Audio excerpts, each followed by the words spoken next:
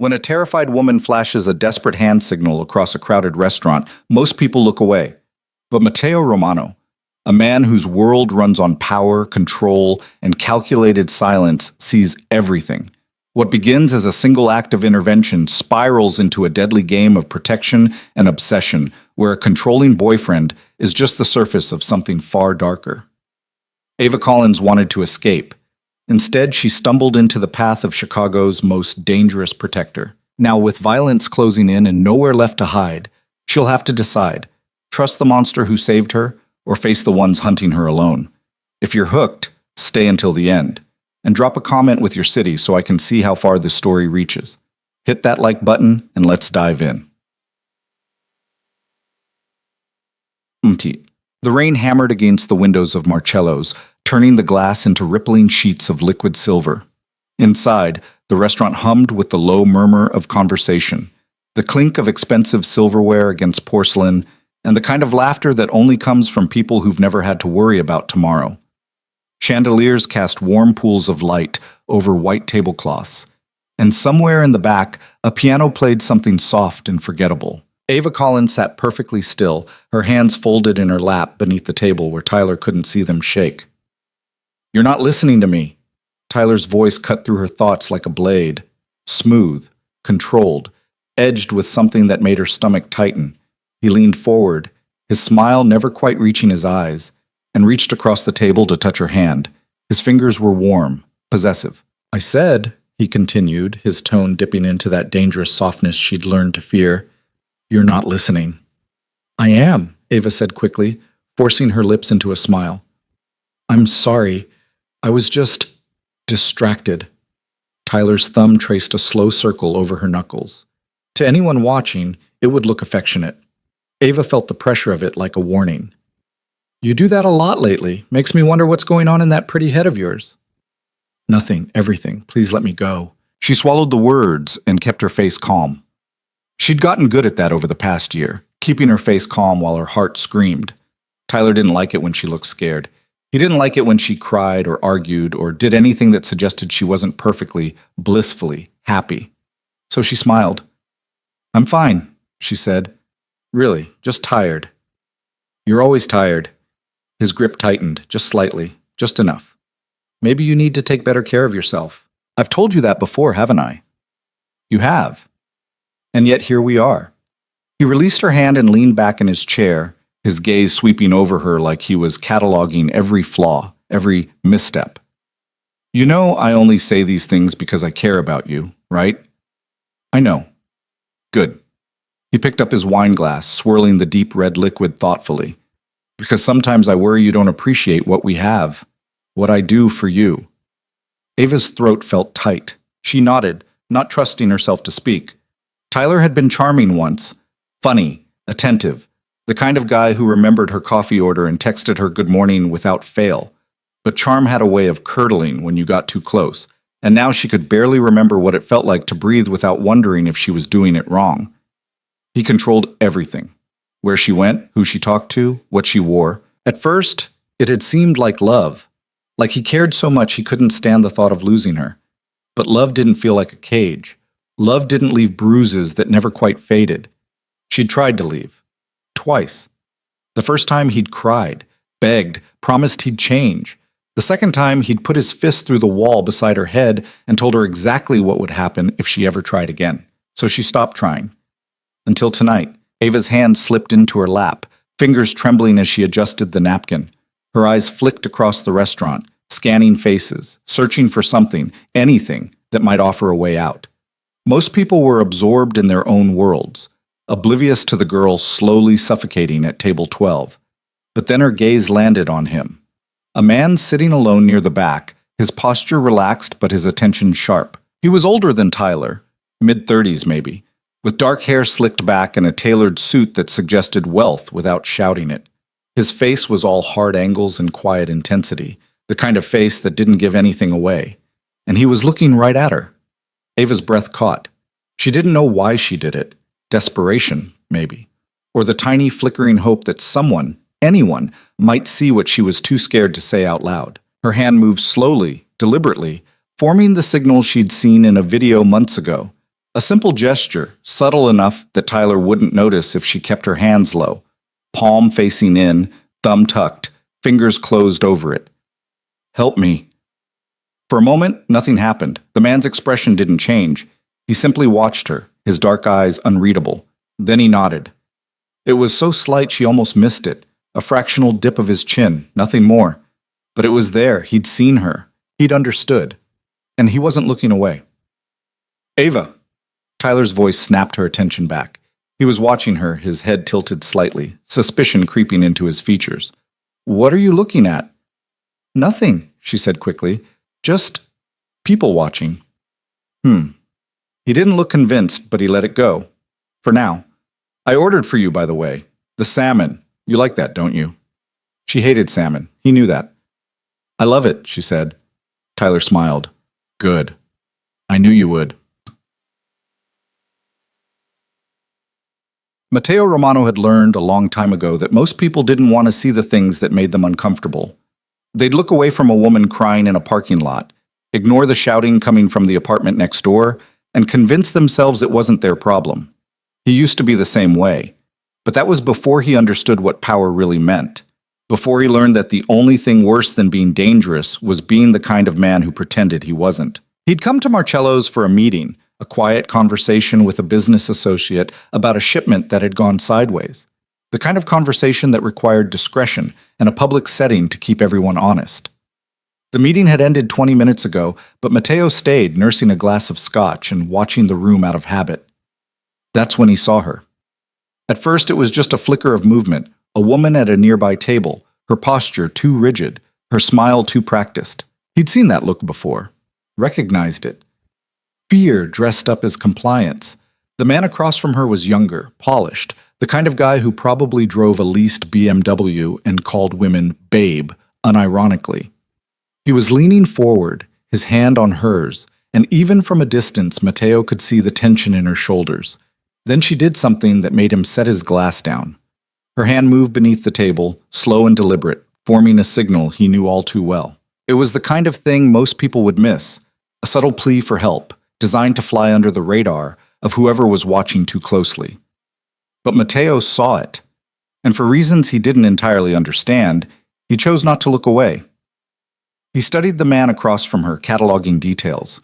Late 20s, clean cut, confident in the way people are when they've never had to fight for anything. The kind of guy who thought control was the same thing as strength.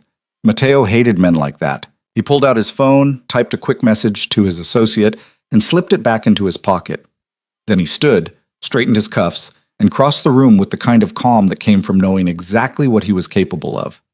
He didn't approach their table. Not yet. That would draw too much attention, and attention was the last thing she needed right now. Instead, he moved toward the bar, positioning himself within earshot, and waited.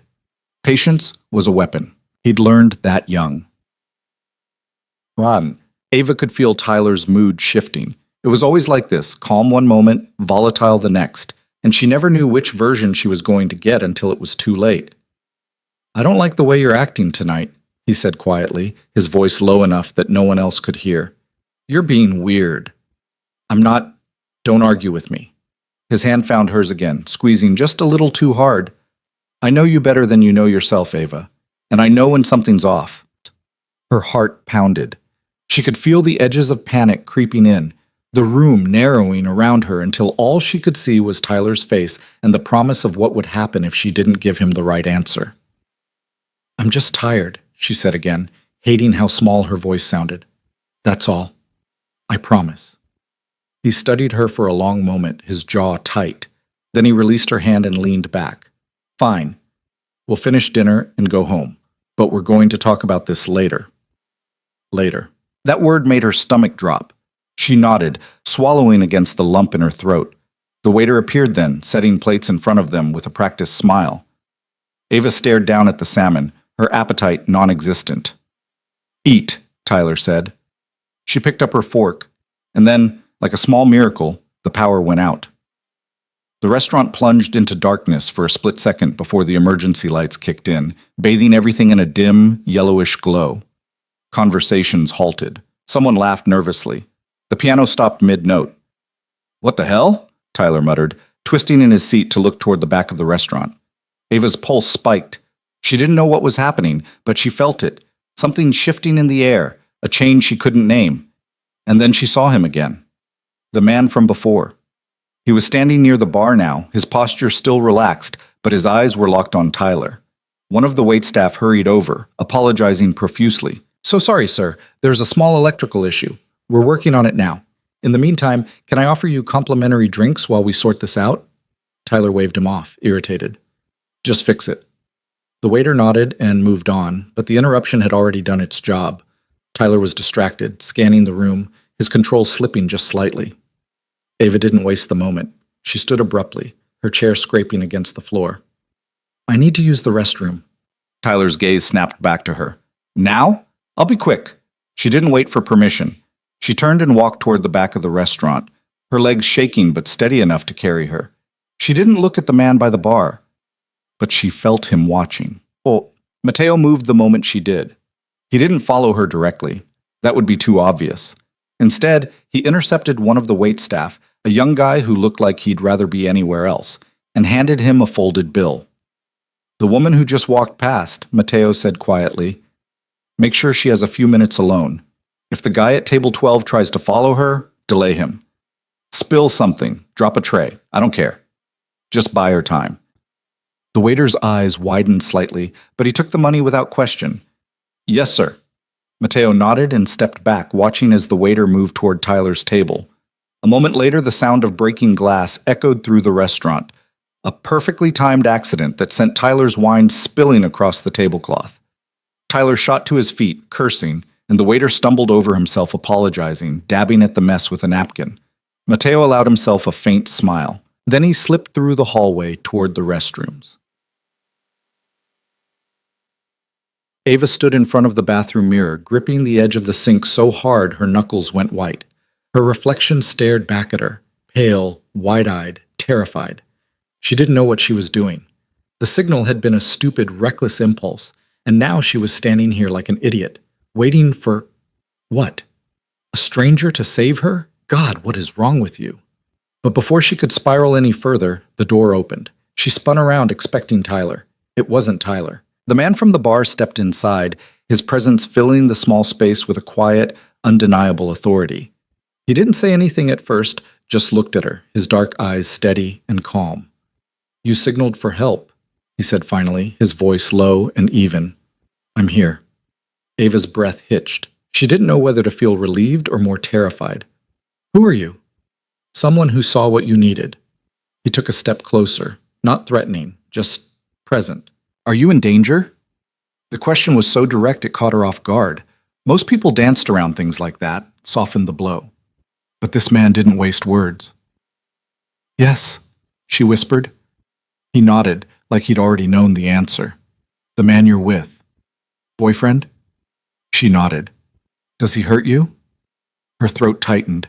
She wanted to lie, to say it wasn't that bad, that she could handle it. But the words wouldn't come. "Yes," she said again, and saying it out loud felt like breaking something open. The man's expression didn't change, but something flickered in his eyes. Something cold and sharp. "Not anymore." What does that mean?" "It means," he said calmly, "that you're going to walk out of here, and I'm going to make sure he doesn't follow you. Do you have somewhere safe to go?" Ava blinked, her mind racing. I don't know. My apartment, but he has a key." "Then not there." He pulled out his phone, typed something quickly, and held it up to show her an address. "Go here. It's a hotel. Ask for the manager, tell him Mateo sent you. He'll get you a room. No questions." I don't have money for... It's handled." He pocketed the phone. "Can you leave without going back to the table?" She hesitated. "My coat, my purse. Leave them." "But, Ava..." Her name on his lips stopped her cold. She didn't remember telling him her name. He must have overheard Tyler say it. "If you go back to that table, he's going to see it in your face. And then this gets harder. So leave the coat, leave the purse, walk out the back exit, get in a cab, and go to that hotel. Can you do that?" She stared at him, this stranger who had somehow seen her cry for help, and decided to answer. She didn't know him, didn't know why he cared, but she believed him. "Yes," she said. "Good." He stepped aside, gesturing toward the door. Go now. I'll handle the rest. Ava moved past him on shaking legs, pausing at the threshold. Why are you doing this? Mateo looked at her for a long moment, his expression unreadable. Because someone should. And that was all the answer she was going to get. She slipped out of the bathroom, her heart hammering as she made her way toward the back exit. She didn't look at Tyler's table, didn't stop to think about what would happen when he realized she was gone. She just walked, and for the first time in a year, she kept walking. Mateo waited until she was out of sight before returning to the dining room. The lights had come back on, and Tyler was back in his seat, scowling at the waiter who was still fussing over the spilled wine. Mateo approached the table slowly, hands in his pockets, his expression neutral. Excuse me, he said. Tyler looked up, irritation flashing across his face. What? Your girlfriend, Mateo said calmly. She left. Tyler's expression shifted. Confusion first, then anger. What the hell are you talking about? She walked out the back exit about 2 minutes ago. Mateo's tone was conversational, almost friendly. Thought you should know. Tyler shot to his feet, his chair scraping loudly. What? Why didn't you? He stopped, his eyes narrowing as he took in Mateo's calm demeanor. Who the hell are you? Nobody, Mateo said. Just a guy who noticed your date didn't want to be here. Tyler's jaw clenched. That's none of your goddamn business. You're right, Mateo agreed. It isn't. But she made it my business when she asked for help. The color drained from Tyler's face, replaced by a dangerous flush. You don't know what you're talking about. Don't I? Mateo stepped closer, his voice dropping. Here's what's going to happen. You're going to sit back down, finish your meal, and leave. You're not going to follow her. You're not going to call her. You're not going to show up at her apartment or her work or anywhere else she might be. You're going to let her go. Tyler laughed, but there was no humor in it. And if I don't? Mateo's expression didn't change, but the air around him seemed to sharpen. Then we'll have a different conversation, one you won't enjoy. For a moment, Tyler looked like he might push back, might throw a punch or make a scene, but something in Mateo's eyes, something cold and absolute, made him hesitate. You have no idea who you're messing with, Tyler said, his voice shaking with barely controlled rage. Maybe not, Mateo said, but I know exactly who you are, and trust me, you don't want to find out who I am. He let the words hang in the air for a moment, then turned and walked away, leaving Tyler standing there, fists clenched, powerless. Outside, the rain had eased to a steady drizzle. Mateo pulled out his phone and sent a quick message to his contact at the hotel, confirming Ava's arrival. Then he made another call. Yeah, it's me, he said when the line connected. I need you to run a background check. Name's Tyler. He paused, realizing he didn't have a last name. Never mind, I'll get you more details later. For now, just keep an eye on Marcello's. Guy in his late 20s, blonde hair, thinks he's untouchable. If he makes a move, I want to know about it. Understood, the voice on the other end said. Anything else? Mateo glanced back at the restaurant, his jaw tight. Yeah, find out everything you can about him. Who he works for, who he knows, what kind of trouble he's into. I have a feeling this isn't over. He ended the call and slipped the phone back into his pocket. He'd done what he could for now. The rest was up to Ava, but something told him this was just the beginning. Ava didn't remember the cab ride.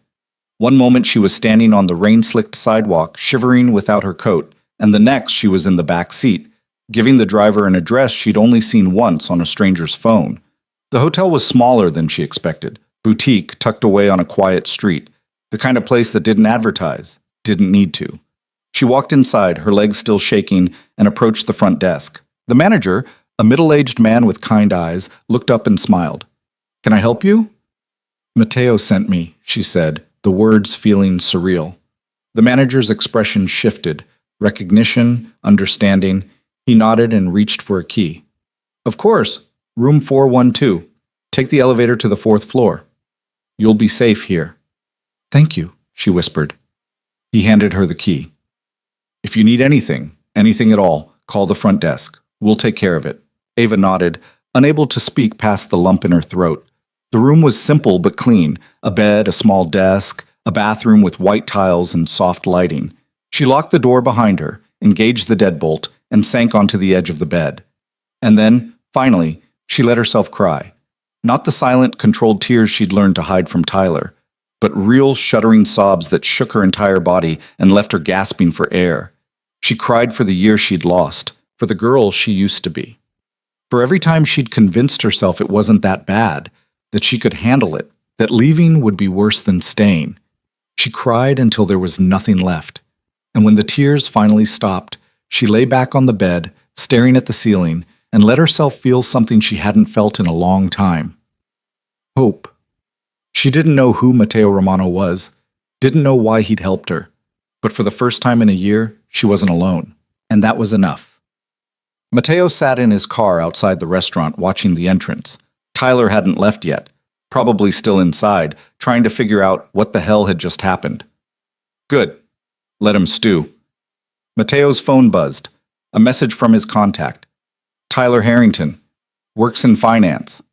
Clean record, but flagged twice for harassment complaints that were dropped. Lives in River North. No known affiliations. Seems like a small-time control freak. Matteo frowned. Small-time didn't sit right. There was something off about the whole situation. Something he couldn't quite put his finger on. He made a mental note to dig deeper. Then he started the car and pulled away from the curb, the rain drumming steadily against the windshield.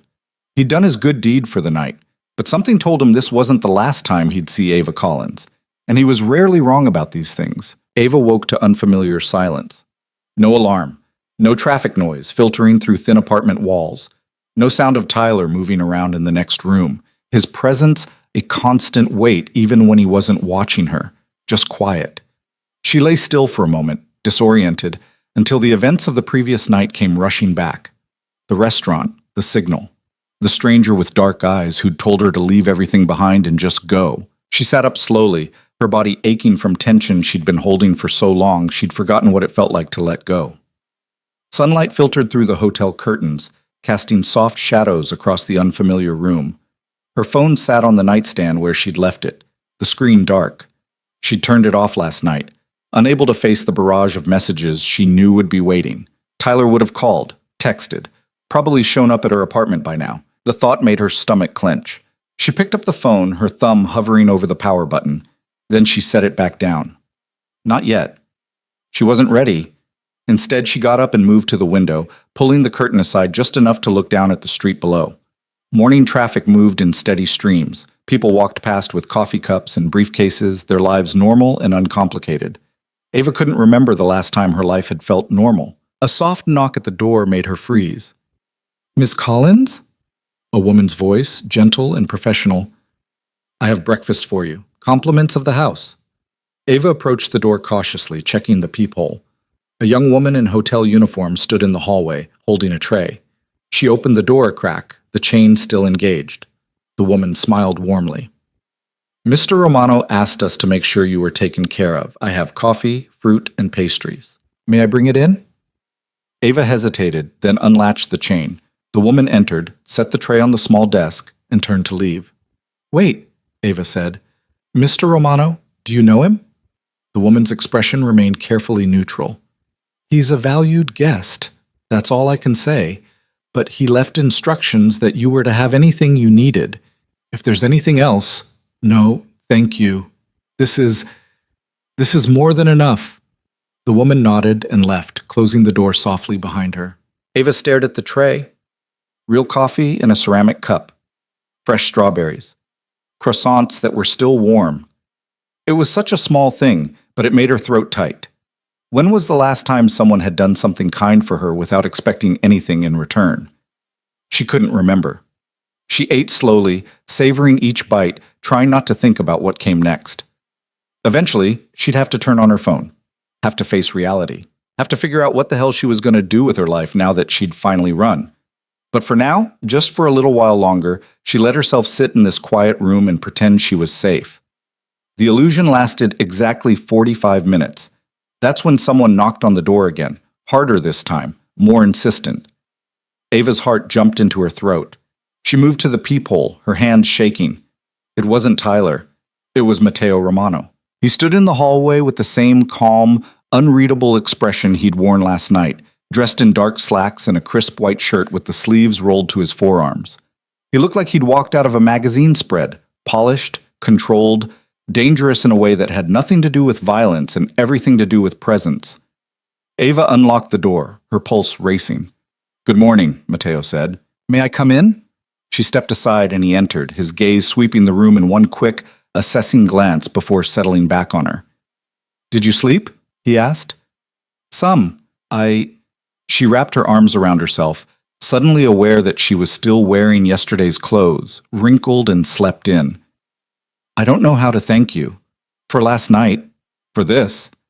She gestured at the room. "I don't even know why you helped me." "Because you asked," he said simply, "and because men like him only stop when someone makes them." "You don't know anything about him." "I know enough." Matteo pulled out his phone, tapped the screen, and turned it toward her. "Tyler Harrington, 28, works at Whitmore Financial as a junior analyst, lives in River North. 2 prior harassment complaints filed against him, one by an ex-girlfriend, one by a coworker. Both were dropped after he paid settlements." Ava's breath caught. "How did you—" "I make it my business to know who I'm dealing with." He pocketed the phone. "The question is, what do you want to do about it?" "I don't understand." "You left last night. That was brave. But leaving isn't the same as being free. Tyler knows where you live, where you work. He has your phone number, your email, probably access to your bank accounts if you've been together long enough. Men like him don't let go easily." The words hit her like ice water. She'd been so focused on getting away that she hadn't thought about what came after. Tyler wouldn't just accept this. He'd find her, and when he did— "I can help you," Matteo said quietly, "but I need to know if you're serious about this, about staying gone." "I am." The words came out stronger than she expected. "I can't go back. I won't." He studied her for a moment, then nodded. "Good. Then here's what's going to happen. You're going to stay here for a few more days while I handle some things. In the meantime, you need to make a plan. Find a new place to live, preferably somewhere he doesn't know about. Change your phone number. Cut off any financial ties. Can you do that?" Ava's mind raced. A new apartment meant first month's rent, deposits, furniture. Her savings were meager. Tyler had always insisted on managing their finances, giving her just enough for groceries and gas. "I don't have much money." "I'll cover it." "What? No, I can't ask you to—" "You're not asking. I'm offering." His tone left no room for argument. "Consider it a loan if it makes you feel better. You can pay me back when you're on your feet." She wanted to argue, to tell him she couldn't accept charity from a stranger, but pride was a luxury she couldn't afford right now. "Why are you doing this?" she asked again. "You don't know me." Matteo's expression flickered, something dark and distant passing through his eyes before it was gone. "Let's just say I know what it's like to feel trapped, and I have the resources to help, so I am." Before she could respond, his phone buzzed. He glanced at the screen, his jaw tightening. "I have to go," he said, "but I'll have someone check in on you later. Don't leave the hotel, don't turn on your phone, and don't contact anyone from your old life. Not yet." "For how long?" "A few days, maybe less." He moved toward the door, then paused. "Ava, if Tyler shows up here, call the front desk immediately. They know to contact me." "Do you think he'll find me?" Matteo's expression was unreadable. "I think he'll try, but he won't succeed." And then he was gone, leaving Ava alone with her thoughts and 1,000 questions she didn't have answers to. Matteo made it to his car before his phone rang again. He answered without checking the caller ID. "Talk to me. We have a problem." The voice on the other end belonged to Vincent Callahan, Matteo's oldest friend and closest ally. "Tyler Harrington filed a missing persons report this morning. Claims his girlfriend disappeared last night under suspicious circumstances." Matteo's grip on the steering wheel tightened. "He's covering his tracks." Smart move on his part. Makes him look like the concerned boyfriend instead of the abusive asshole. Cops are taking it seriously. "They won't find anything. She left on her own." "I know that. You know that. But if they start digging, they're going to find out she was at Marcello's last night. Security footage, credit card receipts, and then they're going to want to know who else was there." Matteo exhaled slowly. "Let them look. I didn't break any laws." "Maybe not. But you're on their radar now, and you know how that goes." He did. Matteo Romano was a name that carried weight in certain circles. Enough weight that the police paid attention when it surfaced. He'd spent years building a reputation, and with that reputation came scrutiny. "I'll handle it," Matteo said. In the meantime, keep eyes on Harrington. I want to know everywhere he goes, everyone he talks to. Already on it. But, Mateo, be careful with this one. You're walking a fine line. I'm always walking a fine line. He ended the call and sat in the parking garage staring at nothing. Vincent was right. Getting involved with Ava had complicated things. But walking away now wasn't an option. He'd seen the look in her eyes last night.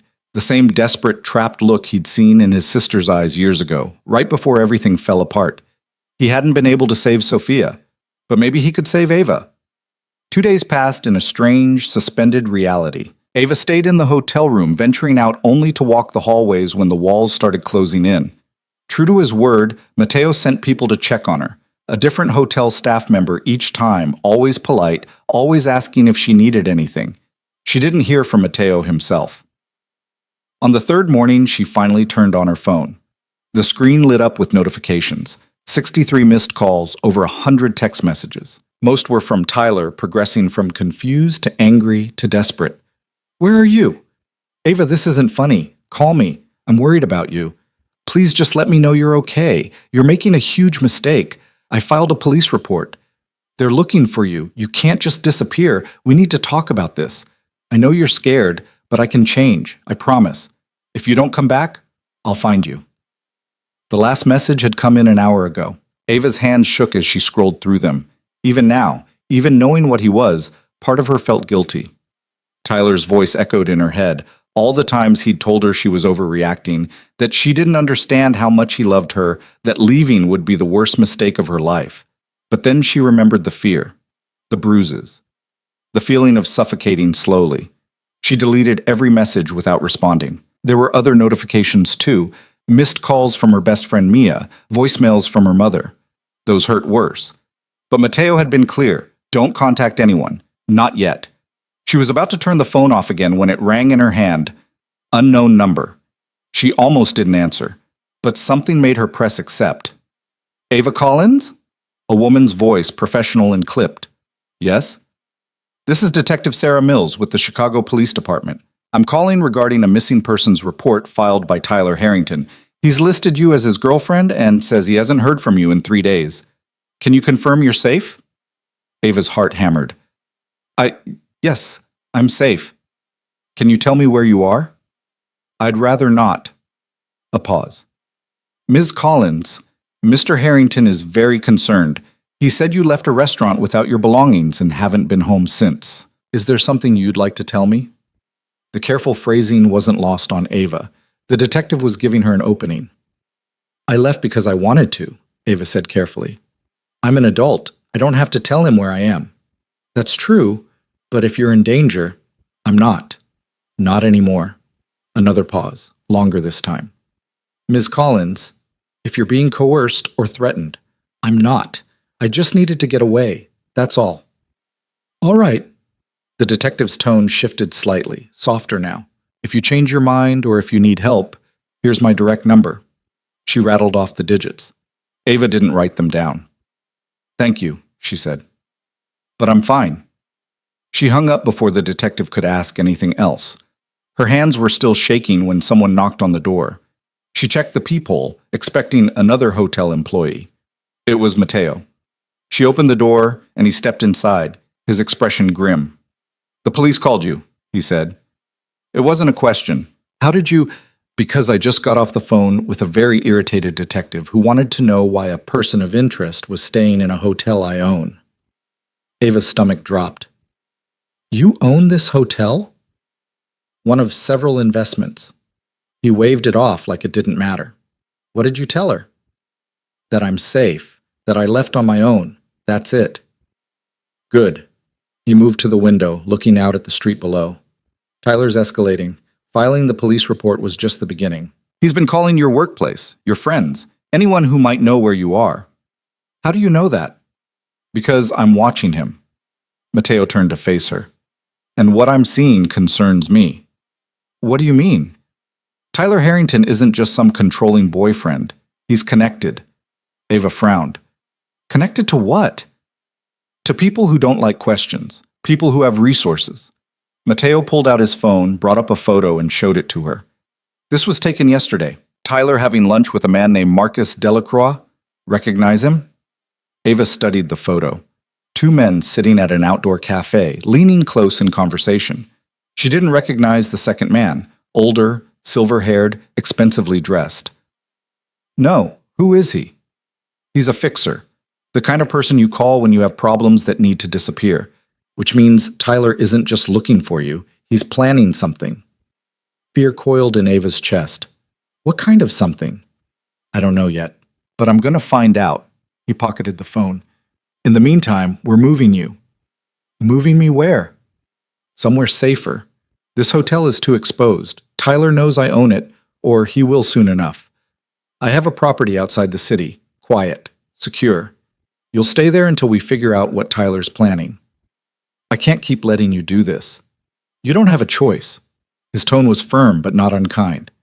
Ava, you walked away from a dangerous man. That was brave. But bravery doesn't stop people like Tyler. Strategy does. Resources do. And right now I have both, so let me use them. She wanted to argue, wanted to insist she could handle this herself. But the truth was, she couldn't. Not against someone with Tyler's determination and connections. Okay, she said quietly. But I want to understand what's happening. No more secrets. Mateo's expression softened slightly. Fair enough. Pack whatever you have. We leave in 20 minutes. The property turned out to be a sprawling estate tucked into wooded hills an hour outside Chicago. The main house was modern glass and stone, surrounded by dense trees that provided natural cover. Security cameras were visible at every corner, subtle but unmistakable. Ava stood in the driveway, staring up at the house, feeling completely out of her depth. This is where you live? She asked. Sometimes. Mateo led her inside, where the interior was just as impressive. High ceilings, minimalist furniture, floor-to-ceiling windows that looked out over the forest. I have a few places. This one's the most private. A woman appeared from one of the hallways, 50s, gray hair pulled into a neat bun, kind eyes. Mr. Romano, I prepared the guest suite like you asked. Thank you, Helen. Mateo turned to Ava. This is Helen Marsh. She manages the property. If you need anything while I'm gone, ask her. Gone? Ava's pulse spiked. You're leaving? I have business to take care of. But you'll be safe here. Helen will show you around. Mateo... He stopped, turning back to her. What kind of business? She asked. His expression darkened. The kind that keeps you safe. Don't worry about it. And before she could press further, he was gone, leaving her standing in the middle of a stranger's house, wondering what the hell she'd gotten herself into. Helen showed her to the guest suite, a spacious room with its own bathroom and a balcony overlooking the trees. It was beautiful, comfortable, and it felt like a cage. Mr. Romano is very particular about security, Helen said gently, as if sensing Ava's unease. But he's a good man. You're safe here. Do you know why I'm here? Ava asked. Helen's expression was carefully neutral. I know enough. And I know that if Mateo brought you here, it's because you need protection. That's all that matters. After Helen left, Ava sat on the edge of the bed, trying to process everything. 3 days ago, she'd been trapped in a nightmare with no way out. Now she was in a mansion in the woods, protected by a man she barely knew, hiding from a boyfriend who apparently had connections to people who made problems disappear. Her life had become a thriller novel, and she had no idea how it was going to end. She spent the rest of the day exploring the house, restless and anxious. Helen was a steady, comforting presence, but she didn't offer much information about Mateo or why he'd decided to help. By evening, Ava was pacing the guest suite, her mind spinning. The sound of a car pulling up the driveway made her move to the window. Mateo stepped out, followed by another man, tall, broad-shouldered, with the kind of presence that screamed security. She watched as they talked briefly before heading inside. A few minutes later, someone knocked on her door. Come in, she called. Mateo entered, looking tired but focused. We need to talk. Ava's stomach tightened. What happened? I had a conversation with Marcus Delacroix. The man Tyler met with? Yes. Turns out Tyler hired him to find you. And when I say hired, I mean he's offering a substantial amount of money to anyone who can locate you and bring you back. The room tilted. Bring me back? Delacroix's exact words were, retrieve the asset. Tyler's not treating this like a breakup, Ava. He's treating it like theft. She sat down hard on the bed, her legs suddenly unsteady. What does that mean? It means we're not dealing with a jilted boyfriend anymore. We're dealing with someone who thinks he owns you, and people who think like that don't stop until they get what they want. So what do? Mateo's jaw tightened. We make sure he doesn't get what he wants. I'm putting more security on the property. Vincent, the man who came in with me, will be staying in the guest house. No one gets in or out without my knowing about it. This is insane. Ava pressed her hands to her face. How did my life turn into this? Mateo crouched in front of her, his dark eyes steady. Because you had the courage to ask for help. And because Tyler underestimated what happens when someone says no to him. But you're not alone in this anymore. Do you understand? She looked at him, this stranger who'd inserted himself into her nightmare and refused to walk away. Why do you care? His expression shifted, something raw and painful flickering across his features before he locked it down. Because I didn't care soon enough once before. And someone I loved paid the price. Before she could ask what he meant, he stood and moved toward the door. Get some rest. Tomorrow, we start planning how to end this. He left her alone with more questions than answers. But as she lay in the unfamiliar bed, listening to the wind move through the trees outside, she realized something. For the first time since she'd met Tyler, she wasn't afraid to fall asleep, because Mateo Romano was standing between her and the darkness. And somehow, she knew he wouldn't let it reach her. Morning came with the smell of coffee drifting through the house and the low murmur of voices downstairs. Ava had slept better than she had in months, which felt wrong somehow, like she shouldn't be resting while her entire life was falling apart.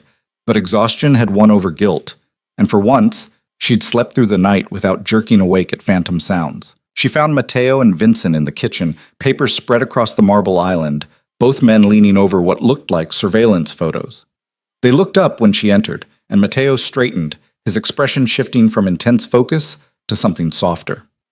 Coffee? He offered, already reaching for a cup. Please. She accepted it gratefully, wrapping her hands around the warm ceramic. What's all this? Vincent gathered up the photos before she could get a closer look, but not before she caught a glimpse of Tyler's face in one of them. Just business, he said smoothly. He was older than Mateo, maybe early 40s, with salt and pepper hair and the kind of watchful eyes that missed nothing. I'm Vincent Callahan, by the way. We weren't properly introduced last night. Ava Collins. She shook his offered hand. I know. His smile was brief but genuine. Mateo's told me about your situation. You're in good hands. That's what everyone keeps saying. She looked between them.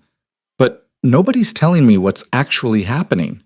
Mateo exchanged a glance with Vincent, then gestured to one of the bar stools. Sit. We'll bring you up to speed.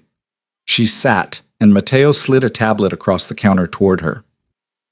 On the screen was a dossier, Tyler's face at the top, followed by information she'd never known about the man she'd spent a year with. Tyler Harrington, Mateo began, his tone clinical. On the surface, he's exactly what he appears to be. Junior analyst at a mid-tier financial firm, decent salary, clean record except for those harassment complaints. But that's where it gets interesting. He tapped the screen, bringing up bank statements.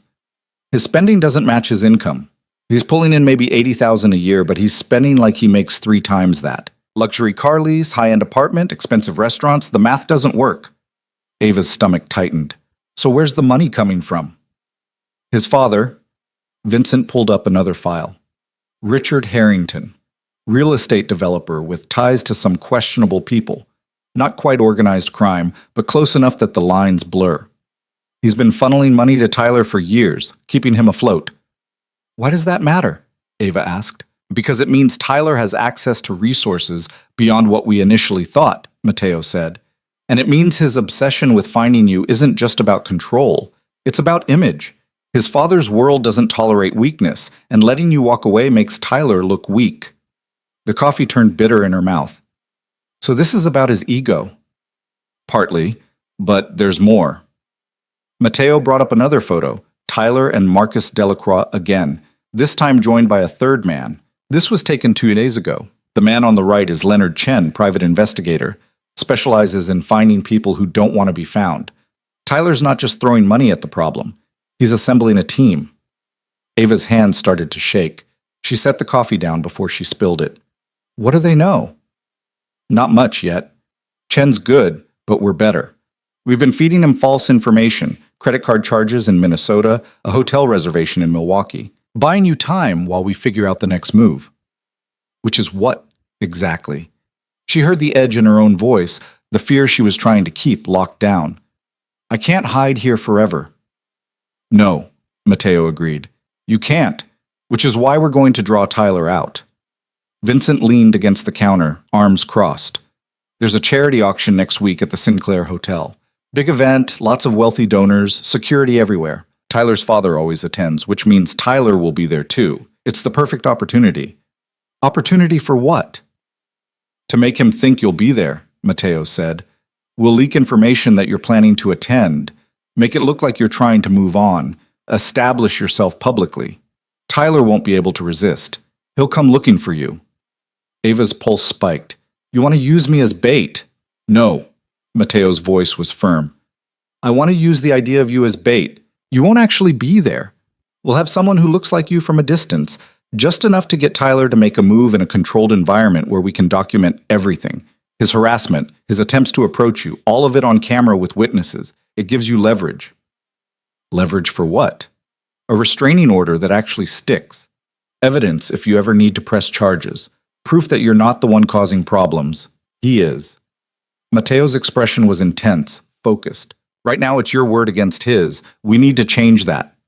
It made sense, cold, strategic sense. But the thought of being anywhere near Tyler, even by proxy, made her skin crawl. What if something goes wrong? She asked quietly. It won't. There was absolute certainty in Mateo's voice. Vincent and I will be there. We'll have security in place. And if Tyler even looks like he's going to cause a scene, we shut it down. Vincent nodded. We've done this kind of thing before. Trust me, we know what we're doing. Ava looked between them, these two men who'd inserted themselves into her nightmare like guardian angels with questionable methods. And what do I do while all this is happening? You stay here, Mateo said. Safe. Out of sight. And you let us handle Tyler. She wanted to argue, to insist she should be part of whatever plan they were concocting. But the truth was, she was terrified. The thought of facing Tyler again, even in a controlled environment, made her want to crawl out of her own skin. Okay, she said finally, but I want updates. I want to know what's happening as it happens. Done. Mateo collected the tablet, his expression softening slightly. I know this is hard, but it's going to work. You're going to get your life back. She wished she could believe him. The next few days passed in a strange, suspended rhythm. Ava spent her time exploring the property, reading books from Mateo's extensive library, and trying not to think about what was coming. Helen was a constant, gentle presence, bringing meals and making quiet conversation that never veered into territory Ava wasn't ready to discuss.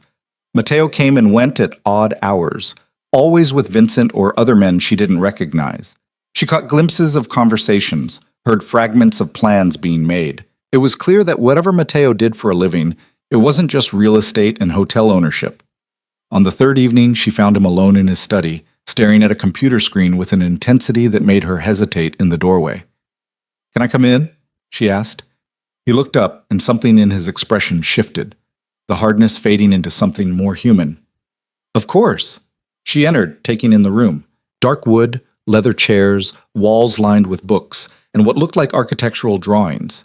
It was elegant and masculine and somehow lonely. Can't sleep? Mateo asked. Too much in my head. She moved to the window, looking out at the darkened forest.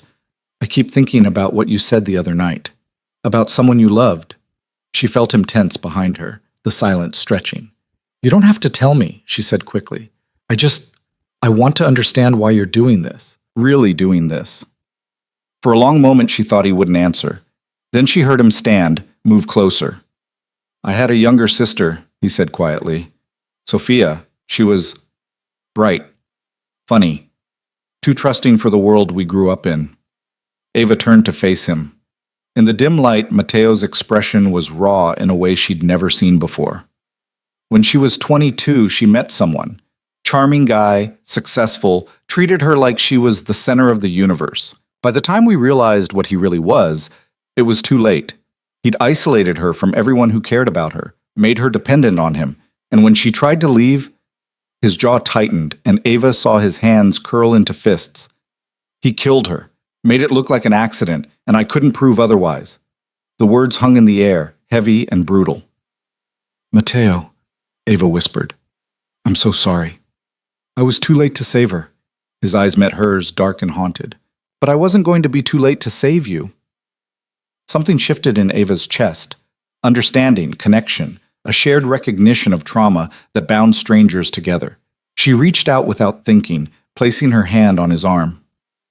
Thank you, she said softly, for seeing me, for not looking away. He covered her hand with his, and for a moment they just stood there, two people carrying wounds they'd never asked for. Then Mateo's phone buzzed, shattering the moment. He glanced at the screen and his expression hardened back into business. Vincent's here. We need to go over final details for the auction. He looked at her. Will you be all right? I'll be fine. She managed a small smile. Go do whatever mysterious, vaguely concerning thing you do. That earned her the ghost of a smile before he left, and Ava was alone again with her thoughts. The night of the auction arrived faster than Ava expected. She spent the day pacing the guest suite, checking her phone obsessively for updates from Mateo. He'd promised to keep her informed, and true to his word, messages came through at regular intervals. In position. Everything's on schedule. Tyler just arrived with his father. He looks agitated. The decoy's in place. Tyler's noticed her. Each message made Ava's heart race faster.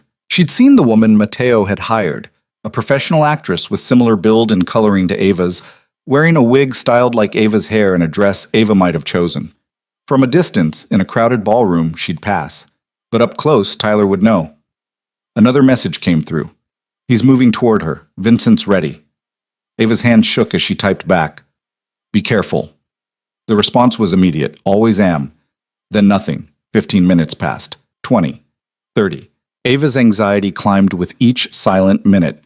She tried calling Mateo, straight to voicemail. Vincent. Same thing. Something was wrong. She was reaching for her phone to try again when it finally rang. Vincent's name on the screen. What happened? She demanded. We have a problem. Vincent's voice was tight. Tyler didn't just approach the decoy. He grabbed her. Security intervened, but in the chaos, someone else made a move. What kind of move? They took Mia. The world tilted. What? Who's Mia? Your friend, the one you used to meet for coffee on Thursdays. She was at the auction. Apparently her company had a table. Tyler must have known she'd be there. Ava's mind raced. Mia Chen, her closest friend, the one person who'd consistently told her to leave Tyler. Sweet, loyal Mia, who worked in marketing and volunteered at animal shelters and didn't deserve to be dragged into this nightmare. Where is she? Ava's voice came out strangled. We don't know yet. But Mateo's tracking down leads. Someone grabbed her during the confusion after Tyler's outburst. Professional job. In and out in under 2 minutes. Who would... But she already knew. Tyler, or someone working for him. Stay put, Vincent said firmly.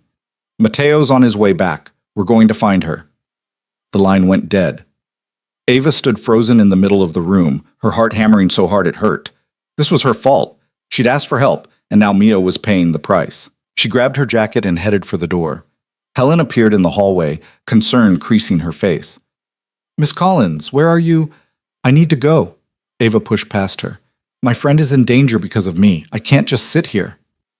Mr. Romano said, I don't care what Mateo said. The words came out sharper than she intended. This is my life. My friend. I'm not hiding anymore. She made it to the front door before it opened and Mateo walked in, his expression thunderous. Behind him, Vincent looked equally grim. Going somewhere? Mateo asked, his tone dangerously calm. You should have told me Mia would be there, Ava shot back. I could have warned her, could have what? Put yourself in danger too? Mateo closed the distance between them. This isn't your fault, Ava. Then whose fault is it? Because last I checked, I'm the one Tyler's obsessed with. I'm the reason Mia's missing. Tyler's the reason Mia's missing, Vincent interjected. And whoever he's working with, which, by the way, is someone we didn't see coming. Ava's anger flickered into fear. What do you mean? Mateo's jaw tightened. Tyler's not the one pulling the strings anymore. He made a deal with someone bigger, someone dangerous. Who? Rocco Bellini. The name meant nothing to Ava, But she saw the way Matteo and Vincent exchanged looks, saw the tension in their shoulders. "Who is that?" she demanded. "A problem," Matteo said flatly. "Bellini runs half the underground gambling operations in Chicago. Loan sharking, protection rackets, you name it. He's the kind of man who collects debts, and people who owe him don't say no." "Why would Tyler be involved with someone like that?" "Because Tyler owes him money," Vincent said. "A lot of it. Turns out your ex-boyfriend has a gambling problem his daddy doesn't know about. He's in deep with Bellini, and Bellini offered him a way out." Ava's stomach dropped. "Me." "Not quite." Matteo pulled out his phone, showed her a text message. "This came through 10 minutes ago." The message was short and brutal. "You want the friend back? Bring Ava Collins to the Meridian Building, Warehouse 5, midnight. Come alone, or she dies." Ava's knees went weak. Matteo caught her arm, steadying her. "We're not doing that," he said firmly. "It's a trap." "I don't care." Ava pulled away from him. "That's Mia. She's there because of me. I'm not letting her die. And I'm not letting you walk into a death trap." Matteo's voice was steel. "Bellini doesn't want you, Ava. He wants leverage. Against me." That stopped her. "What?" "Bellini and I have, history," Matteo said carefully. "He's been looking for a way to get at me for years. Tyler handed him the perfect opportunity. You're just the excuse. So this whole thing, helping me, protecting me, it was about your vendetta with this Bellini person?" "No." Matteo's expression was fierce. "It started because you needed help. But Bellini's involvement changes things. He's escalating because he sees weakness. And the only way to deal with someone like him is to show strength. By sacrificing Mia? By being smart." Vincent stepped forward. "We go in, but we do it our way. With backup, with a plan, with every advantage we can get. Bellini wants a confrontation? We'll give him one, just not the kind he's expecting." Ava looked between them, these two men who'd somehow become the only thing standing between her and complete disaster. "What's your plan?" "We make them think you're coming," Matteo said. "You stay here under guard. Vincent and I go to the warehouse with a team. We get Mia out, and we end this. And what if Bellini kills her the moment he realizes I'm not there?" "He won't." Matteo's certainty was absolute. "Mia's only valuable as leverage. The moment he loses that, he has nothing. So he'll keep her alive as long as he thinks you're coming. You can't promise that." "No," Matteo admitted. "But I can promise that walking in there yourself will get you both killed, and I'm not letting that happen." Ava wanted to scream, to hit something, to do anything but stand here feeling helpless while her friend's life hung in the balance. But she also knew Matteo was right. She had no training, no weapons, no way to fight people like Bellini and Tyler. All she had was trust. "Bring her back," Ava said quietly. "Please, bring her back safe." Matteo's expression softened. "I will." He turned to leave, but Ava caught his arm. "Matteo, be careful." Something flickered in his eyes, surprise maybe, or something deeper. "Always am," he said, echoing his earlier text.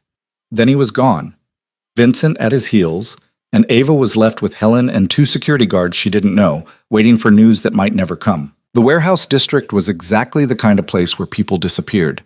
Empty buildings with broken windows, streets lined with rusted chain-link fences, the kind of darkness that seemed to swallow light. Matteo stood in the shadows across from Warehouse 5, watching the building with the patient focus of a predator sizing up prey. Vincent was beside him, checking his weapon with practiced efficiency. Behind them, 3 more men waited, all people Matteo trusted with his life, all armed and ready. "I count 4 guards outside," Vincent murmured. "Probably more inside." "Bellini wouldn't come himself," Matteo said. "Too smart for that. He'll send his lieutenant, Carlo Rossetti." "The one who likes knives?" "That's the one," Vincent grimaced. "Great. My favorite." Matteo's phone buzzed. He glanced at the screen, a message from one of his tech people who'd been monitoring communications. "Just intercepted a call. They're expecting you to show at midnight with the girl. They're planning to kill you both and dump the bodies." He showed Vincent, who swore quietly. "So much for negotiating," Vincent said. "We never negotiate with men like Bellini." Matteo pocketed the phone. "We end them." They moved at 11:45, splitting up to cover multiple entry points. Matteo went in through a side door that had been conveniently left unlocked, A trap, obviously, but one he'd expected. The interior of the warehouse was a maze of shipping containers and pallets, lit by harsh fluorescent lights that cast everything in sickly yellow. Voices echoed from somewhere deeper inside, and Mateo followed the sound, his weapon drawn, every sense on high alert. He found them in the center of the warehouse, Mia tied to a chair, bloodied but conscious, surrounded by 6 men. Tyler stood off to the side, looking pale and nervous, and in front of them all, relaxed and confident, was Carlo Rossetti. "Right on time," Carlo said, his voice carrying across the space. "But I don't see the girl." "She's not coming," Mateo said, stepping into the light. Carlo's smile widened. "Then your friend here dies." "No." Mateo's voice was calm, controlled. "She doesn't, because you're going to let her go." "And why would I do that?" "Because if you don't, I'm going to kill every single person in this building, starting with you." Carlo laughed. "Big talk for a man who's outnumbered 6-1. 7-5, actually." Vincent's voice came from behind Carlo. "You really should keep better track of your exits." Carlo spun, and chaos erupted. Mateo moved before anyone could react, taking down the closest guard with 2 quick shots. Vincent did the same, and suddenly the numbers weren't so bad. Tyler scrambled backward, crashing into a shipping container, his earlier bravado evaporating. Carlo pulled a knife. Of course he did. And lunged at Mateo with practiced speed. Mateo sidestepped, brought his gun around, but Carlo was faster than expected, knocking the weapon from his hand. It skittered across the concrete floor, and then it was just the 2 of them, circling each other while gunfire echoed around them. "Bellini's gonna gut you for this," Carlo hissed. "Bellini's gonna have to find me first." Mateo ducked under a knife slash, drove his fist into Carlo's ribs, felt something crack. Carlo staggered back, but he was grinning, energized by pain. "You think you're saving her? You're just making it worse. Bellini doesn't forget. He'll hunt her down, and when he finds her..." Mateo didn't let him finish. He closed the distance, disarmed Carlo with a brutal efficiency learned from years of surviving in a world that didn't forgive weakness, and drove the knife into Carlo's shoulder, pinning him to the wooden pallet behind him. Carlo screamed. "Tell Bellini," Mateo said quietly, his face inches from Carlo's, "that if he comes near her, I'll burn his entire operation to the ground, and then I'll come for him." He left Carlo there, bleeding and furious, and turned to find Vincent had cleared the remaining guards. Mia was still tied to the chair, her eyes wide with shock and fear. Mateo cut her free. "You're safe now. I'm a friend of Ava's." "Where is she?" Mia's voice was hoarse. "Is she okay?" "She's fine. Worried about you." He helped her stand, supporting her weight when her legs wobbled. "Can you walk?" "I think so." Vincent appeared at his side. "We need to move. I heard sirens." "Of course." Someone had called the cops. Mateo nodded, and they headed for the exit, Mia between them. But they didn't make it 10 feet before Tyler stepped into their path, a gun trembling in his hands. "You're not taking her," Tyler said, his voice shaking. "This is all your fault. If you hadn't interfered, Ava would still be with me. Everything would be fine." "Put the gun down," Mateo said calmly. No, I'm done taking orders. I'm done being the one who loses." Tyler's finger tightened on the trigger. "You took her from me, so I'm taking everything from you." He wasn't aiming at Mateo. He was aiming at Mia. Time slowed. Mateo saw Tyler's finger move, saw the decision crystallize in his eyes. There was no time to draw his own weapon, no time to get between them, but Vincent was faster. The shot echoed through the warehouse, and Tyler dropped like a puppet with cut strings, the gun clattering from his hand. He hit the ground hard, clutching his leg, screaming. "Move!" Vincent said tersely. They ran. Behind them, police sirens wailed louder, closer. They burst out of the warehouse into the cold night air, where one of Mateo's men waited with a car. They piled in, Mia in the back seat, and the driver peeled away as the first police cruiser rounded the corner. Mateo looked back once, saw the warehouse lit up like a beacon, saw officers swarming the building. Tyler would survive. Carlo would survive. But the message had been sent, and Bellini would hear it. They drove in tense silence until they were miles away, finally pulling over in an empty parking lot. Mia was shaking, tears streaming down her face, and Mateo gave her space while Vincent made calls, cleaning up the mess they'd left behind. "Is it over?" Mia finally asked. Mateo wanted to say yes, wanted to promise her that the nightmare was done, but he'd learned a long time ago not to make promises he couldn't keep. For now, he said, but we need to get you somewhere safe, and then we need to make sure Bellini understands that this ends here. Mia nodded, wiping at her eyes. Ava? I need to see Ava.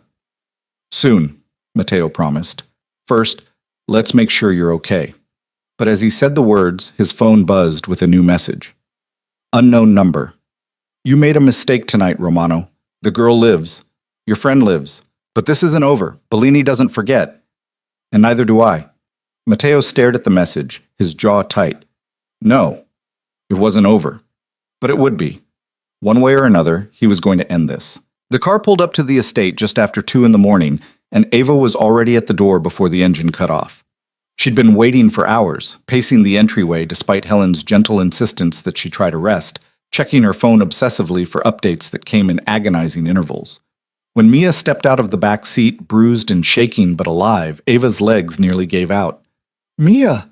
The name came out as a sob. She rushed forward, and Mia met her halfway, and they collided in a fierce embrace that felt like the only solid thing in a world that had tilted completely off its axis. I'm so sorry, Ava whispered against Mia's hair. I'm so sorry. Don't. Mia pulled back, her face streaked with tears and dirt. This isn't your fault. None of this is your fault. But it felt like her fault. It felt like everything that had gone wrong in the past week could be traced back to the moment she'd flashed that desperate signal in a crowded restaurant, dragging innocent people into the darkness she'd been trying to escape. Mateo stood by the car, watching them with an expression Ava couldn't quite read.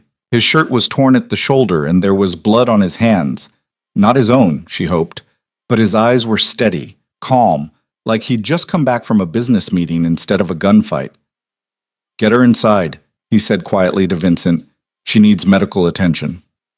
I'm fine, Mia protested, but her voice was weak, and she was leaning heavily on Ava. You're not fine, Mateo said, his tone leaving no room for argument. Helen, call Dr. Morrison. Tell him we need a house call. Helen disappeared into the house without question, and Vincent guided Mia inside, Ava following close behind.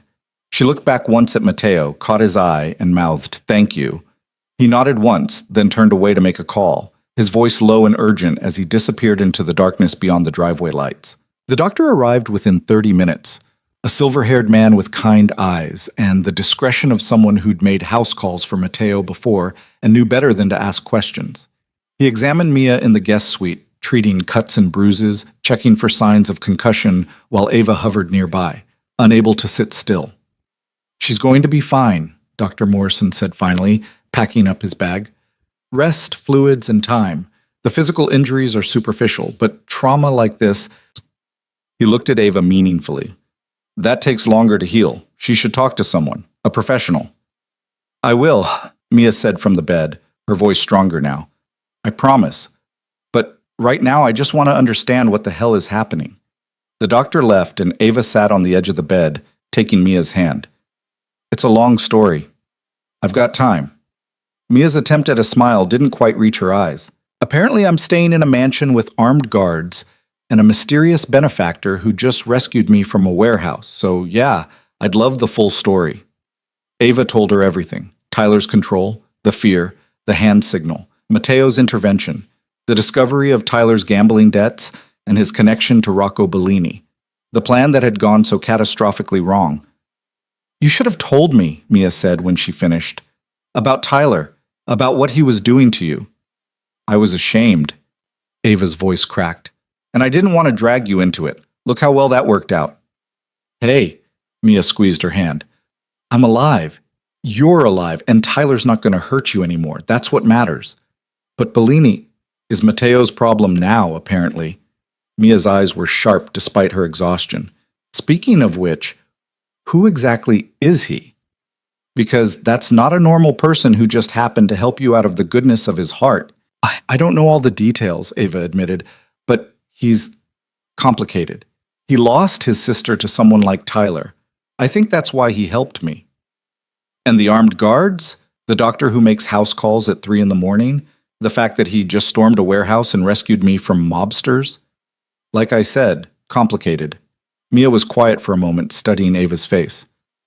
You care about him. I barely know him. That's not what I asked. Ava looked away, uncomfortable with how easily Mia saw through her. He saved my life. Maybe more than once. Of course I care about him. That's not the same thing as what I'm seeing in your face right now. Before Ava could respond, a soft knock interrupted them. Mateo stood in the doorway, freshly showered, wearing clean clothes, the blood and grime washed away. But his eyes were tired, and there was a tension in his shoulders that hadn't been there before. Sorry to interrupt, he said. Mia, how are you feeling? Like I got kidnapped by mobsters and rescued by Batman, Mia said dryly. So, Thursday. That earned a faint smile. I'm glad you're okay, and I'm sorry you got pulled into this. Ava told me why. About Bellini. Mia's expression sobered. Is it over? Really over? Mateo's jaw tightened. Not yet. But it will be. What does that mean? Ava asked, fear creeping back into her voice. He stepped into the room, closed the door behind him. It means Bellini's not going to let this go. We humiliated him tonight, took his leverage, shot his lieutenant. Men like him don't forgive that kind of disrespect. So what happens now? Now we finish it. Mateo's expression was grim. I've been tracking Bellini's operations for years, waiting for the right moment. He's careful, keeps his hands clean, operates through intermediaries. But tonight, he made a mistake. He came after someone under my protection, and that gives me justification to move against him. Move against him how? Mia asked. By taking apart his organization piece by piece until he has no choice but to come out of hiding. And when he does... Mateo didn't finish the sentence, but the implication was clear. Ava's stomach twisted. This is because of me. You're going to war with a crime boss because I asked for help. No. Mateo's voice was firm. This is because Bellini crossed a line. You're just the catalyst. This would have happened eventually. He and I, we've been circling each other for years. This just moves up the timeline. How long have you been planning this? Ava asked quietly. Since the night he killed my sister and walked away clean. The words were soft but laced with steel. Bellini's the one who got her boyfriend to isolate her, control her. He's the one who taught that bastard how to break someone down until they had nothing left. And when she tried to leave, Bellini gave the order to make sure she never could. The room fell silent. Ava felt Mia's hand tighten around hers. I'm sorry, Ava whispered. Don't be. Mateo's expression softened slightly. Sophia would have liked you. You remind me of her, actually. That same quiet strength, that refusal to stay broken. I don't feel very strong. You're here, aren't you? You got away. You survived. That takes more strength than you know. He moved toward the door. Get some rest. Both of you. Tomorrow we make plans. Mateo. Ava stood, surprising herself. What you said before about finishing this, does that mean... It means I'm going to make sure Bellini can never hurt anyone the way he hurt Sophia. The way he tried to hurt you. His eyes met hers, dark and unflinching. And I need to know if you can live with that. The question hung in the air between them, weighted with implications Ava wasn't sure she was ready to unpack. But she thought about Sophia, about Mia tied to a chair, about all the other women who might end up in Bellini's crosshairs if someone didn't stop him. Yes, she said. I can live with it. He nodded, something like respect flickering in his expression. Good. Then we understand each other. He left, and Ava sank back onto the bed, her mind racing. Ava, Mia said carefully, what exactly have you gotten yourself into? I don't know, Ava admitted, but I don't think I can walk away from it now. Do you want to? Ava thought about it, really thought about it. A week ago, all she'd wanted was to escape Tyler and rebuild some semblance of a normal life. But normal felt like a distant memory now, and the idea of walking away from Mateo, from this strange, intense connection that had formed between them, felt impossible. No, she said finally. I don't think I do. Mia was quiet for a long moment. Then I guess we're in this together. You don't have to be. You could leave, go somewhere safe, and let you face this alone. Not a chance. Mia's expression was fierce despite her injuries. You're my best friend. Where you go, I go. Even if it's into the middle of a mob war, apparently. Ava felt tears prick her eyes. You're insane. Takes one to know one. Mia managed a real smile this time. Besides, that Mateo guy seems to know what he's doing, and Vincent's kind of hot in a scary, ex-military kind of way. Despite everything, Ava laughed. You were just kidnapped, which means I deserve to appreciate attractive men who rescue me. It's therapeutic. The laughter felt good, even if it was edged with hysteria. They talked for a while longer, their conversation drifting to safer topics. Mia's job, mutual friends, anything that felt normal and uncomplicated. Eventually, Mia's eyes started to droop, exhaustion finally winning out over adrenaline. Ava left her to sleep and wandered downstairs, too wired to rest herself. She found Mateo in his study, surrounded by papers and photographs spread across his desk, a glass of whiskey in his hand. Can't sleep either? She asked from the doorway. He looked up, and some of the tension in his expression eased. Too much to plan. Can I help? You should be resting. I've been resting for days. I want to be useful. She stepped into the room, closing the door behind her. Please, let me do something. Mateo studied her for a long moment, then gestured to the chair across from his desk. All right, but you're not going to like what you see. She sat, and he turned the photographs toward her. They showed buildings, people she didn't recognize, surveillance shots that looked like they'd been taken over months or years. These are Bellini's operations, Mateo explained. Gambling dens, loan sharking headquarters, warehouses where he stores product. He's got his fingers in everything. Drugs, weapons, human trafficking. The warehouse where we found Mia was just the tip of the iceberg. Ava's stomach turned. And you're going to shut them all down? Not all at once. That would be suicide, but systematically, methodically. I've got allies, people who owe me favors, law enforcement who want Bellini gone as much as I do. We hit him where it hurts, cut off his revenue streams, turn his people against him. And when he's weak enough, isolated enough, we take him down for good. How long will that take? Weeks, maybe months. Mateo's expression was grim. Bellini's been building this empire for 20 years.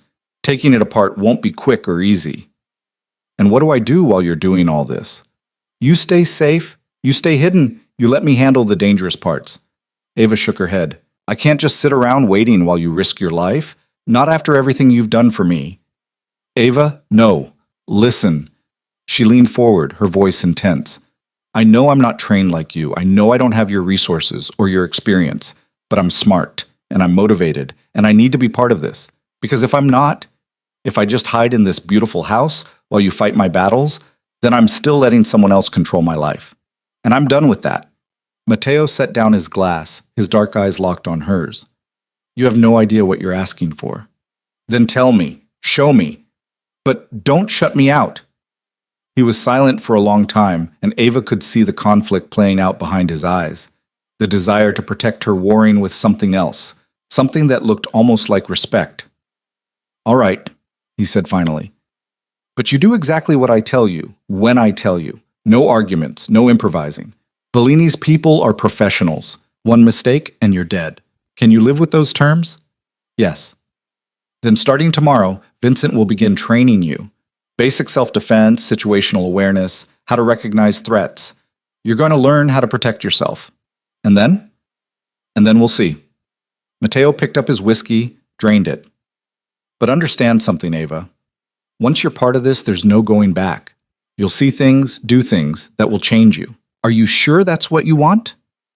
Ava thought about the girl she'd been a week ago, scared, trapped, invisible. That girl was gone, burned away by fire and fear and the strange, fierce determination that had been growing inside her since the moment she'd asked a stranger for help. I'm sure, she said. Mateo nodded slowly. Then tomorrow, we start. The next 2 weeks passed in a blur of activity and transformation. Vincent proved to be a patient but demanding teacher, drilling Ava on defensive techniques until her muscles ached and her reflexes became sharp. He taught her how to read a room, how to spot exits and threats, how to move through crowds without drawing attention. The goal isn't to make you a fighter, Vincent explained during one session, demonstrating how to break a wrist hold. It's to make you aware, so if something goes wrong, you have options. Ava absorbed it all like a sponge, driven by equal parts determination and fear. Mia joined some of the sessions, recovering quickly from her ordeal with the resilience that had made her Ava's best friend in the first place. Meanwhile, Matteo's operation against Bellini moved forward with ruthless efficiency. Buildings mysteriously caught fire in the middle of the night. Shipments disappeared en route to their destinations. People who'd been loyal to Bellini for years suddenly found themselves arrested on charges that had been building in secret for months. Ava watched it all unfold from the safety of the estate, tracking the moves on Matteo's maps like pieces on a chessboard. And slowly, she began to understand the scope of what he'd built. Not just wealth and influence, but a network of allies and information that rivaled anything Bellini had. "You're not just a businessman, are you?" she asked him one evening, finding him alone in his study. Matteo looked up from the papers he'd been reviewing. "What do you think I am?" "I think you walk in two worlds, the legitimate one, where you own hotels and invest in real estate, and the other one, where you do whatever it takes to protect the people you care about. Does that bother you?" Ava considered the question. A month ago, it would have terrified her. But she'd seen what Matteo did with his power, how he used it to shield the vulnerable, to punish the predators, to create consequences for men who thought themselves untouchable. "No," she said. "It doesn't bother me. I think maybe it should, but it doesn't." Something shifted in Matteo's expression, a warmth breaking through the usual control. "You've changed since that night at the restaurant." "I had to." She moved closer, drawn by something she couldn't quite name. "The girl I was before. She couldn't survive in this world. So I became someone else." "And who are you now?" Ava met his eyes, saw herself reflected there, stronger, sharper, no longer afraid. "I'm still figuring that out." The air between them felt charged, heavy with unspoken things. Matteo stood slowly, closing the distance until they were only inches apart. "Ava," he said quietly, "this thing between us, I know." She did know, had felt it building for days, this pull that had nothing to do with gratitude or protection, and everything to do with the way he looked at her like she was brave instead of broken. "I can't promise you normal," Matteo continued, his voice rough. "I can't promise you safe. My life is complicated, dangerous. I don't want normal." The words came out fierce, certain. "I tried normal. Normal was Tyler convincing me I was worthless. This is the first time in years I felt like I matter."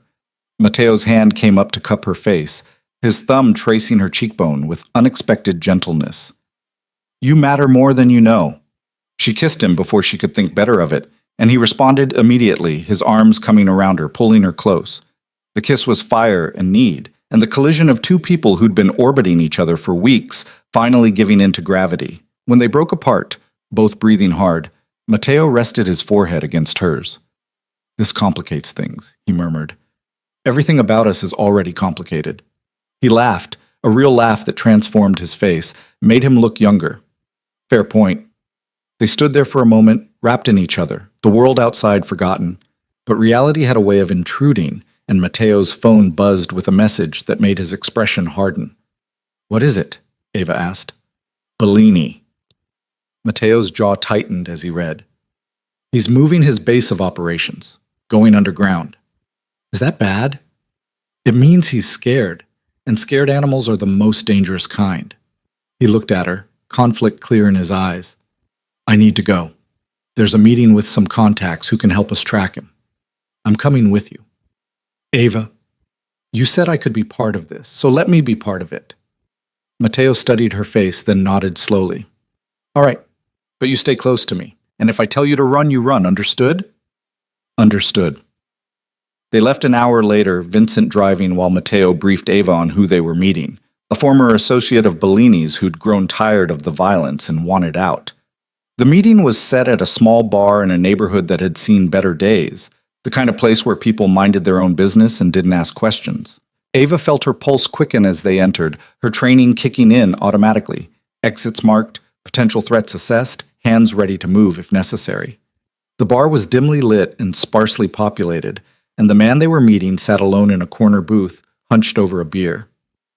"Franco," Matteo said, sliding into the booth across from him. Ava sat beside Matteo, hyper-aware of every sound, every movement. Franco was older, weathered, with the kind of eyes that had seen too much. "Romano, you've got balls showing up here. You called the meeting. Because I'm done with Bellini's shit. But that doesn't mean I want to end up dead. Franco's gaze shifted to Ava. Who's she? Someone Bellini tried to hurt, Matteo said simply. She's with me. Franco grunted, took a long pull of his beer. Bellini's losing his mind.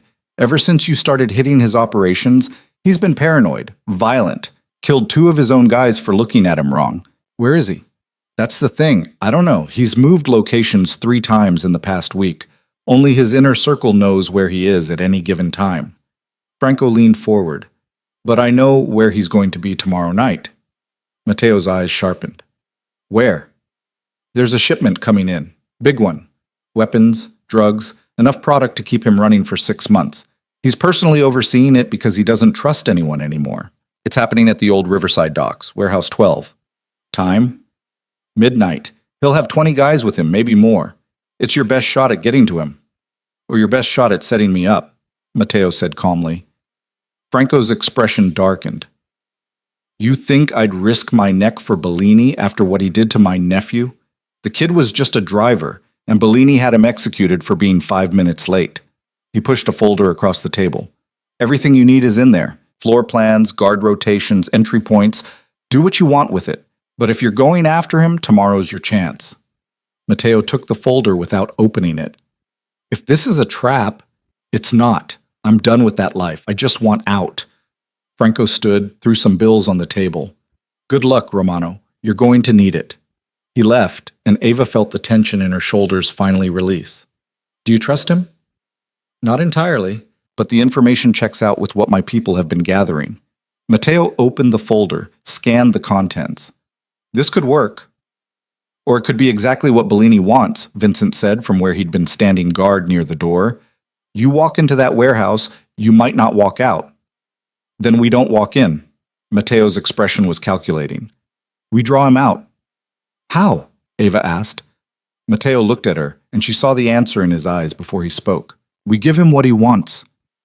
Her stomach dropped. Me? Not really you, but he doesn't know that. Matteo's voice was calm, clinical, but there was something in his eyes that suggested this plan cost him more than he was letting on. We leak information that you're going to be at the docks tomorrow night. Make it look like you're trying to leave the city, that you've broken away from my protection. Bellini won't be able to resist. He'll come himself, bring his people, and when he does, we end it, Vincent finished. Ava's heart hammered. And when he figures out it's not really me? You'll be miles away, safe, with guards I trust. We'll use another decoy, someone trained, someone who knows the risks. Matteo's hand found hers under the table, squeezed gently. I won't put you in danger. Not again. She wanted to argue, to insist she could handle it, but she also knew her limitations. She'd learned to defend herself, but she wasn't ready for a war. Okay, she said, but I want to be on comms. I want to hear everything that's happening. Matteo hesitated, then nodded. Fair enough. They left the bar and drove back to the estate in tense silence, each of them processing what was coming. Tomorrow night would end this, one way or another. Either Bellini would fall, or Matteo would. And Ava refused to consider the second possibility. Back at the estate, she found Mia in the library, curled up with a book, but clearly not reading. She looked up when Ava entered, and the question was clear in her eyes. Tomorrow, Ava said simply. It happens tomorrow. Mia set the book aside. Are you scared? Terrified. Good. That means you're smart. Mia stood, crossed to where Ava stood. But you're also the bravest person I know. And Matteo, he's not going to let anything happen to you. What if something happens to him? Then we'll deal with it, together. Mia pulled her into a hug. But I don't think you need to worry. That man is scary competent, and he cares about you. I see the way he looks at you. Ava pulled back. We kissed. Finally, Mia grinned. I was wondering how long you two were going to dance around it. This is insane, right? Falling for someone in the middle of all this chaos? Maybe. Or maybe it makes perfect sense. You're both broken people who found each other in the darkness. That's not insane. That's human. Ava wanted to believe her. Wanted to think that what she felt for Matteo was real, and not just trauma bonding or gratitude dressed up as something deeper. But when she thought about losing him, about tomorrow going wrong, the fear that gripped her felt too raw, too visceral to be anything but real. I should try to sleep, she said, even though she knew it was futile. Good luck with that. Mia hugged her again. I'll be right here if you need me. Ava made it to her room, changed into sleep clothes, and lay in bed staring at the ceiling. Every time she closed her eyes, she saw the warehouse, saw Mateo walking into a trap, saw everything going wrong.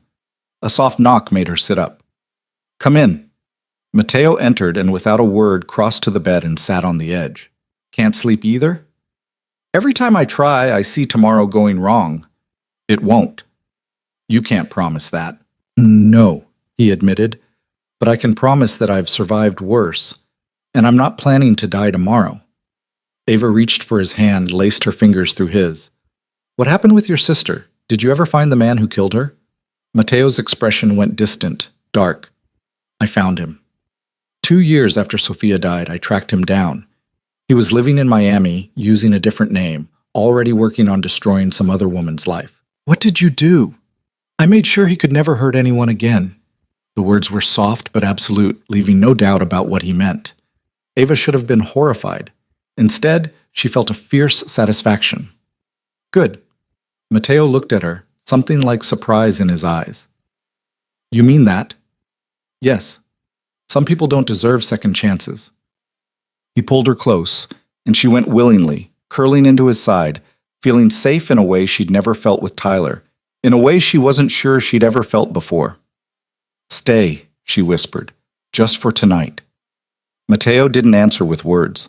He simply held her tighter, and together they lay in the darkness, two people bound by violence and survival and something that felt dangerously close to love, waiting for the dawn that would bring either freedom or devastation. Ava woke to find Mateo already gone, the space beside her cold, and for a moment panic seized her chest.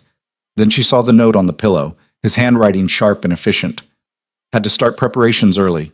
Vincent will bring you to the safe house by noon. Trust me, we'll end this today. M. She pressed the note to her chest, trying to slow her racing heart. Today. Everything came down to today. By the time she showered and dressed, the estate was buzzing with controlled chaos. Men she didn't recognize moved through the halls carrying equipment, speaking in low voices into phones and radios. Vincent found her in the kitchen, where Helen had laid out breakfast that Ava couldn't imagine eating. Ready? Vincent asked, his expression all business. As I'll ever be. Mia appeared in the doorway, already dressed, her face set with determination. I'm coming too. Mia? Ava started. Don't. Mia's tone left no room for argument. You're my best friend. I'm not sitting this one out. Vincent looked between them, then shrugged. Fine, but you both follow my instructions to the letter. No heroics, no improvising. Clear? They nodded in unison. The safe house turned out to be a nondescript apartment in a building 40 minutes from the docks, chosen specifically for its distance from the action and its multiple exit routes. Vincent settled them in the main room where a bank of monitors showed camera feeds from various angles around the warehouse district. Mateo's team is already in position, Vincent explained, pointing to different screens. We've got eyes on every approach. When Bellini shows, we'll know. Ava stared at the screens, her stomach in knots. Somewhere in that maze of warehouses and shipping containers, Mateo was setting a trap that could either end this nightmare or cost him everything. How long until it starts? Mia asked, settling beside Ava on the couch. Vincent checked his watch. The leak went out 2 hours ago. If Bellini takes the bait, he'll mobilize fast. Could be any time in the next 4 hours. 4 hours. An eternity and an instant all at once. Ava pulled out the earpiece Vincent had given her, the one that would let her monitor the communications between Mateo's team. She fitted it in place and immediately heard the low crackle of voices conducting final checks. Perimeter secure. Sniper positions confirmed. Decoy en route, ETA 15 minutes. And then Mateo's voice, calm and controlled. Everyone remember, we want Bellini alive if possible. He has information we need, but if it comes down to him or us, you know what to do. A chorus of acknowledgments followed. Ava closed her eyes, letting the sound of his voice ground her. He was in his element, commanding and confident. This was who he was beneath the polished businessman exterior, a strategist, a protector, someone who'd learned to survive in a world that didn't forgive weakness. The waiting was agony. Ava paced the apartment while Mia tried to distract her with conversation, and Vincent monitored the feeds with the focus of a hawk. Minutes crawled by like hours. Then, at 3:47 in the afternoon, everything changed. Movement on the east perimeter. One of Mateo's men reported over the comms. Multiple vehicles approaching. Count 6. No, 7 SUVs. Ava's heart jumped into her throat. She moved to the monitors, watching as the vehicles came into view, black and sleek and moving with purpose. "That's them," Vincent said quietly. "Bellini's convoy." On screen, the SUVs pulled up to Warehouse 12, and men poured out, easily 20 of them, all armed, all moving with military precision. And in the center of the group, protected on all sides, was a man Ava recognized from the photos Mateo had shown her. Rocco Bellini. He was younger than she'd expected, maybe 50, with silver-streaked hair and the kind of face that might have been handsome if it wasn't twisted with cruelty. He moved like someone who'd never known fear, who'd built an empire on the backs of broken people and never lost a night's sleep over it. "Mateo, you seeing this?" Vincent spoke into his own comms. "Copy that." Mateo's voice was steady. "Let them get inside. We want them contained." Ava watched as Bellini's men swept the warehouse, securing positions, setting up a perimeter. They were professionals, careful and thorough, but Mateo had known they would be. That's why his own people were hidden in places they'd never think to look, in the rafters behind false walls, in positions that had been prepared days in advance. The decoy arrived in a separate car, a woman who matched Ava's height and build, wearing similar clothes and a wig. Even on the grainy security footage, the resemblance was uncanny. She moved toward the warehouse entrance, playing her part perfectly, nervous, looking over her shoulder, exactly how Ava would have looked if she'd really been trying to run. "She's good," Mia murmured. "She's an undercover cop," Vincent said. "Works with Mateo sometimes when their interests align. She knows what she's doing." Bellini emerged from the warehouse, flanked by guards, and even through the camera feed, Ava could see the predatory satisfaction on his face. He'd taken the bait completely. "There you are," Bellini's voice came through the comms, picked up by the wire the decoy was wearing. "The girl who's caused me so much trouble." "I just want to leave," the decoy said, her voice shaking convincingly. "Please, I'll disappear. You'll never hear from me again." "Oh, I know I won't." Bellini moved closer. "Because you're not going anywhere. Did you really think Romano could protect you? That he cared about anything other than using you to get to me? He saved me from Tyler. Tyler was a mistake. Sloppy, emotional, weak. I should never have worked with him. But you're leverage. And once Romano knows I have you, he'll come running. And then I'll kill you both and feed your bodies to the lake." On the monitors, Ava saw Mateo's men shifting into position, tightening the circle. But Bellini had positioned his own people strategically too, creating overlapping fields of fire that would make a frontal assault suicide. "Mateo, it's a trap," Ava said urgently into her comms, knowing he could hear her even if he couldn't respond directly. "He's expecting you to make a move." "I know." Mateo's voice came back, calm as ever. "Which is why we're not giving him what he expects." Before Ava could ask what that meant, the sound of helicopters filled the air, not Mateo's people. Police helicopters circling overhead, spotlights cutting through the growing darkness.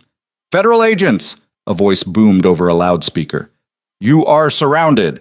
Drop your weapons and come out with your hands up!" Bellini's head snapped up, confusion and rage warring on his face. "What the hell?" On the monitors, Ava saw police vehicles blocking every exit, SWAT teams taking positions, a coordinated operation that had clearly been planned for months. "Mateo, what did you do?" Vincent asked, surprised for the first time since Ava had met him. "What I should have done years ago," Mateo's voice came through. "I gave the feds everything they needed to take Bellini down legally. Financial records, witness testimonies, evidence of every crime he's committed for the past decade. They've been building a case for months. I just gave them the perfect opportunity to execute it." Bellini was screaming at his men, ordering them to fight, to shoot their way out. But his people were already dropping weapons, hands going up as they realized how outgunned they were. Only the most loyal, or most stupid, kept fighting. Gunfire erupted, sharp cracks that made Ava flinch even 40 minutes away. She watched the monitors helplessly as chaos consumed the warehouse district. Bellini was trying to run, his remaining guards forming a protective shell around him as they fought toward one of the SUVs. "Don't let him reach that vehicle," came a new voice over the comms, federal, authoritative. "Romano, your people clear?" "Pulling back now," Matteo confirmed. "Bellini's all yours." But Bellini wasn't done yet. As his guards fell around him, he grabbed the decoy, pressing a gun to her head, using her as a human shield. "Back off," he screamed at the advancing agents. "Back off, or I kill her." Ava's blood ran cold. The decoy was trained, but she was also human, and the fear in her eyes was real. "Matteo," Ava whispered. "I see it." His voice was tight now, the calm cracking. "Bellini, let her go. This is over." "It's over when I say it's over." Bellini was backing toward the water's edge, dragging the decoy with him. "You think you've won? You think putting me in prison changes anything? I have people everywhere, in the courts, in the prisons, in every corner of the city. I'll be out in a year, and when I am, I'm coming for everyone you love, starting with that bitch Ava Collins." Something snapped inside Ava. All the fear, all the rage, all the helplessness of the past weeks crystallized into cold, hard clarity. "Vincent," she said, where exactly are we relative to the docks?" Vincent's eyes narrowed. "Ava, no." "Where?" 25 minutes southeast. But you're not going there. You said there are multiple exit routes from this apartment. To keep you safe, not so you can run toward danger." Vincent moved to block the door. "Matteo would kill me." "Matteo's going to lose the decoy if someone doesn't do something," Ava said, her voice steady despite the fear coursing through her veins. "Bellini wants me? Fine. Let's give him what he wants." "Absolutely not," Mia said, grabbing Ava's arm. "Have you lost your mind?" "Maybe." Ava looked at her best friend, saw the fear there, but also something else, trust. "But I'm done hiding. I'm done letting other people fight my battles." "This is different from self-defense training," Vincent said. "This is a war zone." "Then teach me what I need to know. Fast." Ava's eyes were fierce, "Because I'm going with or without your help. But I'd rather go with it." Vincent and Mia exchanged a look, a whole conversation happening in silence. Then Vincent swore under his breath and grabbed his phone. "Matteo's going to kill me," he muttered, typing rapidly. "But you're right. Bellini wants you bad enough to give up his leverage if he thinks he can get the real thing." He looked up at Ava. "You wear a wire, you wear a vest, and you do exactly what I tell you. And the second things go sideways, you run. Deal?" "Deal." 10 minutes later, Ava was suited up in a bulletproof vest that felt too heavy and too thin all at once, a wire taped to her skin, an earpiece connecting her to Matteo's team. Mia had insisted on coming too, and Vincent had given up trying to argue with either of them. "I've got a decoy of my own," Vincent said, still working his phone. "Someone who can move the car close enough to make Bellini think you're approaching without exposing you too early. When he releases the cop to grab you instead, that's when we move." "And if he doesn't release her?" "Then we improvise." Vincent met her eyes. Last chance to back out. Not a chance. The drive to the docks was the longest 20 minutes of Ava's life. She could hear Matteo over the comms, negotiating with Bellini, trying to talk him down. But Bellini wasn't listening. He was too far gone, too desperate, too convinced that violence was the only language that mattered. "Federal agents are getting antsy," someone reported. "They're talking about taking the shot." "Negative," Matteo said sharply. "Too risky with the hostage." "Then what's the play?" Before Matteo could answer, Vincent's voice cut in. "The play is already in motion. Matteo, I'm sorry, but she insisted." A long, terrible pause. Then Matteo's voice, barely controlled. "Vincent, tell me you didn't." "She made a compelling argument. Where is she?" 2 minutes out." Ava could hear Matteo breathing hard over the comms, could practically feel his rage and fear. "Ava, if you can hear me, turn around, now." She pressed the button Vincent had shown her, opening her mic. "I'm not turning around." "God damn it. He wants me, Matteo, so let's end this, once and for all." Another long silence. Then quietly, "If anything happens to you, it won't, because you're going to make sure it doesn't." She tried to sound more confident than she felt. "I trust you." The car pulled up to a position Vincent had scouted earlier, close enough to be visible but far enough to give Ava a chance if things went wrong. She could see the warehouse now, the flashing lights of police vehicles, the dark water of the lake beyond. And in the center of it all, Rocco Bellini, still holding the decoy at gunpoint. "Vincent, get ready to move her in," Matteo said, his voice all business now, emotion locked away. "On my signal." Ava's door opened, and she stepped out into the cold night air. Spotlight swung toward her, and suddenly she was illuminated, exposed, every eye on her. Bellini's head snapped toward her, and even from this distance she saw the recognition, the triumph on his face. "There she is," he crowed. "The real Ava Collins. Come here, sweetheart. Let's talk." "Let the woman go first," Ava called back, her voice stronger than she'd expected. "You're not in a position to negotiate. Neither are you. You're surrounded, Bellini. It's over. But if you let her go, maybe I can convince the feds to go easy on you." Bellini laughed, a sound devoid of humor. "You think I care about prison?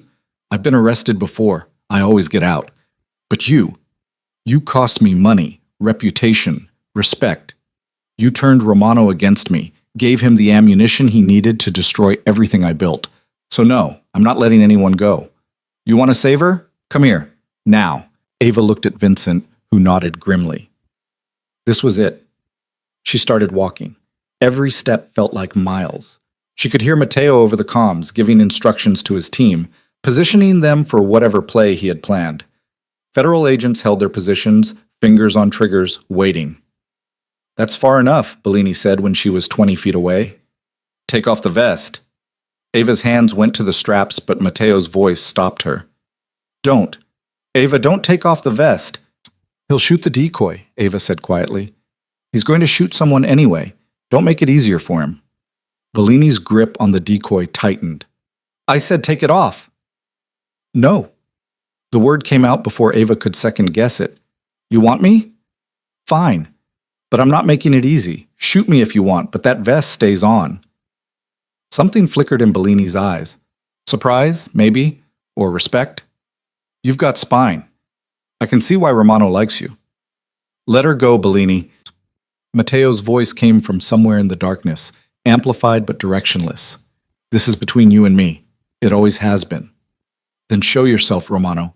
Stop hiding in the shadows like a coward. Not until you release the hostage." A standoff. Seconds ticked by, feeling like hours.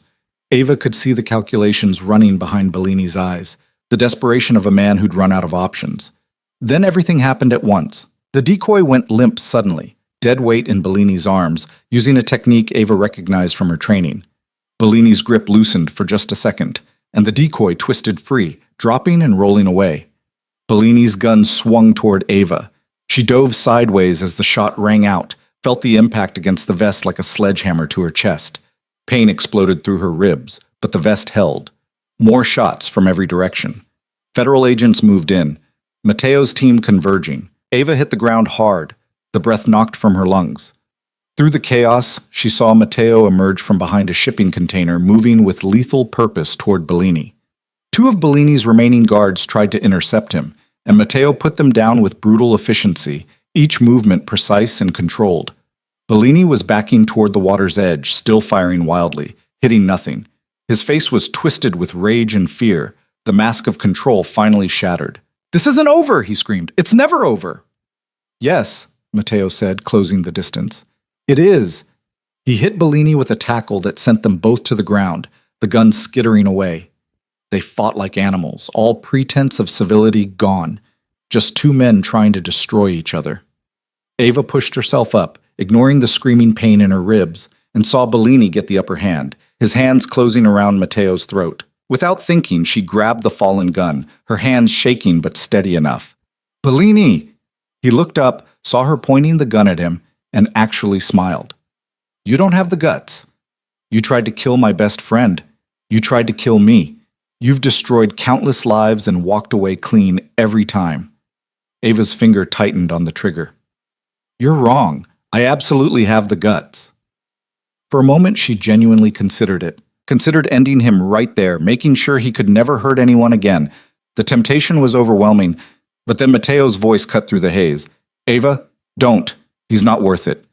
She looked at Matteo, saw him still pinned beneath Bellini, but also saw the certainty in his eyes. He'd killed before, she knew that. But he was telling her she didn't have to. That she could choose differently. Federal agents swarmed in, pulling Bellini off Matteo, forcing him to the ground, reading him his rights. The gun felt heavy in Ava's hands, and she slowly lowered it, let it drop. Then Mateo was there, pulling her into his arms, his hands running over her to check for injuries. "Are you insane? You could have been killed." "But I wasn't." Ava's legs were shaking now, adrenaline crash hitting hard. "Is it over? Really over?" "Yeah." Mateo held her tighter. "It's over." Around them, police were securing the scene, paramedics rushing to check casualties. The decoy was already up and talking to federal agents, apparently unharmed. Vincent appeared with Mia, both of them looking shaken but whole. "You're completely crazy," Mia said, wrapping Ava in a careful hug that avoided her injured ribs. "But I've never been more proud of you." An FBI agent approached, a woman in her 50s with sharp eyes and an air of authority. "Ms. Collins? I'm Special Agent Rebecca Morrison. I need to get your statement." "Can it wait until morning?" Mateo asked, his arm still around Ava. "She's been through enough tonight." Agent Morrison studied them both, then nodded. "Tomorrow, 10 a.m. My office." She handed Mateo a card. "And Romano? We're going to need to have a long conversation about your methods." "Looking forward to it," Mateo said dryly. As the agents led Bellini away in handcuffs, he turned back one last time, his eyes finding Ava. "This isn't over," he called out. "I'll get out. I always get out." Agent Morrison smiled, cold and satisfied. "Not this time. We have 23 counts against you, including kidnapping a federal officer. You're looking at life without parole." She leaned closer to Bellini.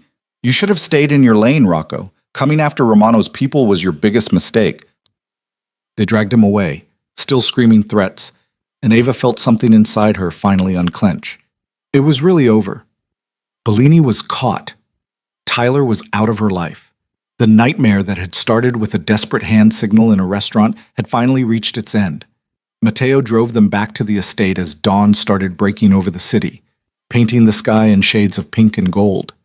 Ava sat in the front seat, Mia and Vincent in the back, all of them quiet, processing. "What happens now?" Ava asked finally. Mateo glanced at her.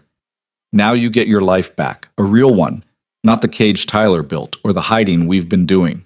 You get to decide what comes next." "What if I don't know what that looks like yet?" "Then you figure it out. Take your time, but you don't have to figure it out alone."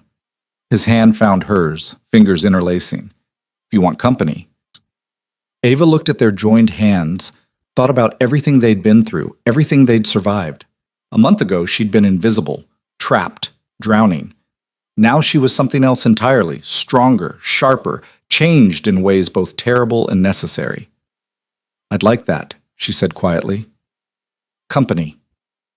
The next few weeks passed in a blur of statements and depositions, legal proceedings and media coverage. Bellini's arrest made national news, his empire crumbling as associates turned on each other, trying to save themselves. Tyler disappeared from Chicago entirely, his father cutting him off after the full extent of his involvement came to light. Ava found a new apartment, her own place, chosen by her, paid for with money from a job she'd landed at a nonprofit that helped domestic violence survivors. It felt right, using her experience to help others who were where she'd been. Mia moved into a place 2 floors down, close enough to be there when needed, but far enough to give Ava space to rebuild herself. They had dinner together most nights, processing everything that had happened, planning futures that finally felt possible. And Mateo was a constant presence, but never an overwhelming one. He gave Ava space to breathe, to figure out who she was without fear dictating her choices. But he was always there when she reached for him, solid and certain and real. 3 months after Bellini's arrest, Ava woke in Mateo's bed, a rare morning when she'd stayed over, slowly learning to share space with someone without panic. She found him already awake, propped on one elbow, watching her with an expression she was learning to recognize. "What?" she asked, self-conscious. "Just thinking about how different you look when you sleep now. No nightmares." "I still have them sometimes. But not every night." His hand traced her jawline gently. "You're healing. So are you." It was true. She'd seen the change in him too, the way he'd started to let his guard down, to trust that the people he cared about wouldn't be ripped away. Mateo's phone buzzed, and he reached for it, his expression shifting as he read. "Bellini's sentencing is today, 3 p.m. Are you going?" "I was planning to. Do you want to come?" Ava thought about it. Thought about facing the man who tried to destroy everything, seeing him reduced and powerless. Part of her wanted that closure. But another part, the part that was learning to let go, didn't need it. No, she said finally. I don't need to see him anymore. He doesn't get any more of my time. Matteo smiled, something warm and proud in his expression. Good answer. They spent the morning together, lazy and unhurried, talking about plans for a foundation Matteo was starting in Sophia's name. One that would help women escape dangerous relationships, provide resources and protection and second chances. Ava had agreed to help run it, using everything she'd learned to make sure others didn't have to suffer the way she had.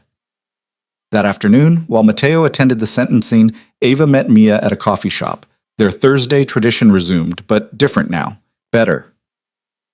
So, Mia said, stirring sugar into her latte. How are things with Matteo? Good, really good. Ava couldn't stop the smile.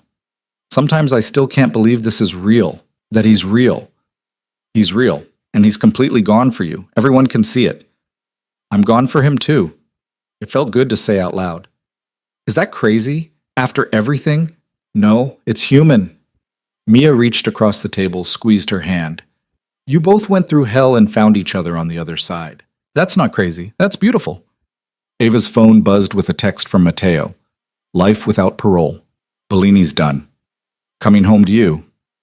Home. Such a simple word, but it carried weight now. Not a place she was trapped, but a place she chose to be. She showed Mia the message, and her friend grinned. Home, huh? That's big. Yeah. Ava felt tears prick her eyes, but they were good tears this time. It really is. 6 months later, Ava stood in front of a room full of women at the Foundation's first official meeting, her hands only slightly shaking as she prepared to speak. Matteo sat in the back row, there for support, but letting her have the spotlight. My name is Ava Collins, she began, her voice steady and clear. And a year ago, I was trapped in a relationship that was slowly destroying me. I felt invisible, powerless, like I'd lost myself completely. But one night, I did something that changed everything. I asked for help. She told her story. Not all of it, not the violence and the danger, but the parts that mattered. The fear, the shame, the slow realization that she deserved better, the courage it took to reach out, even when she wasn't sure anyone would reach back. You all know how that feels, she said, looking around the room at faces that reflected her own journey. The fear, the doubt, the voice that says you can't do it, that it's easier to stay, that you're not strong enough to leave. But you are. Every single one of you is stronger than you know. And you're not alone. Not anymore. The women applauded, and Ava felt something shift inside her chest, the final piece of healing clicking into place. She wasn't just surviving anymore. She was thriving. She was helping others thrive. After the meeting, Matteo found her outside, looking out over the city lights. You were amazing in there, he said, slipping his arms around her waist from behind. I was terrified. Couldn't tell. You looked like you were born for this. He pressed a kiss to her temple. Sophia would have loved you, would have loved what you're doing. I wish I could have known her. She's part of why you're here, part of why I saw you that night and couldn't look away. Matteo turned her to face him. Everything that happened, all the pain, all the fear, it led us here, to this, and I wouldn't change a second of it if it meant not having you. Ava reached up, cupping his face. I love you. I should have said it before, but I was scared. I know, I love you too. Have since you walked out of that restaurant and trusted a stranger to keep you safe. His smile was soft, genuine, nothing held back. You changed my life, Ava Collins. You saved mine. We saved each other. He kissed her then, deep and sure and full of promise. Around them, the city hummed with life and possibility.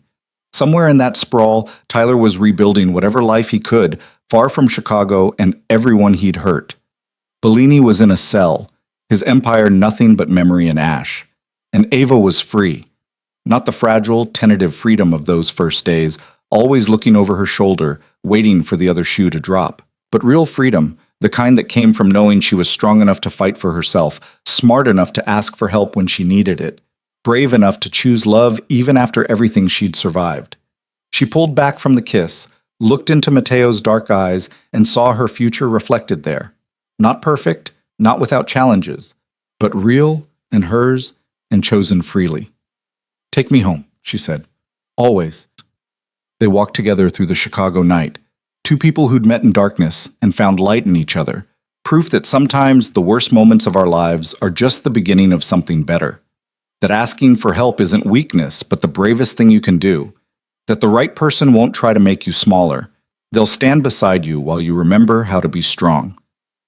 Ava Collins had started as a woman hiding fear behind a calm face, invisible and slowly suffocating. She'd become someone who stood up in front of rooms full of strangers and told them they deserved better, who ran a foundation dedicated to making sure no one else had to suffer alone.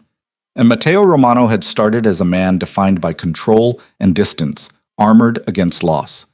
He'd become someone who chose to stay, to trust, to let himself feel again. Together, they'd built something neither could have imagined that first night in the restaurant. Not just survival, but a life worth living. Not just protection, but partnership. Not just escape from darkness, but a choice to walk into the light, hand in hand, ready for whatever came next. The hand signal that had started it all, that desperate plea for help, had been answered by someone who understood what it meant to need saving. And in saving her, Mateo had saved himself too. That's how these stories go sometimes. Not with grand gestures or perfect endings, but with small acts of courage that ripple outward, changing everything. With strangers who choose not to look away. With broken people who find each other and decide that together they can be whole. Ava and Mateo walked into their future knowing the past had shaped them, but didn't define them. They'd both been scarred by loss and violence, both knew what it meant to fight for survival, but they also knew something more important, that love wasn't about being saved or saving someone else. It was about standing together, equals and partners, choosing each other every day. As they reached Mateo's car, Ava paused and looked back at the foundation building, its windows glowing warm against the night. Inside, women were finding hope, finding strength, finding the courage to ask for help and accept it when it came. She'd been one of them once. Now she was the one offering the hand. And that, more than anything, proved she'd truly survived. She'd done more than escape. She'd transformed. And in doing so, she'd helped transform the man who'd first answered her call. Together, they drove home through the city they'd both bled for and in, ready to face whatever tomorrow brought, knowing that as long as they had each other, they could handle anything. Because neither of them needed saving anymore. But they'd chosen each other anyway, and that made all the difference.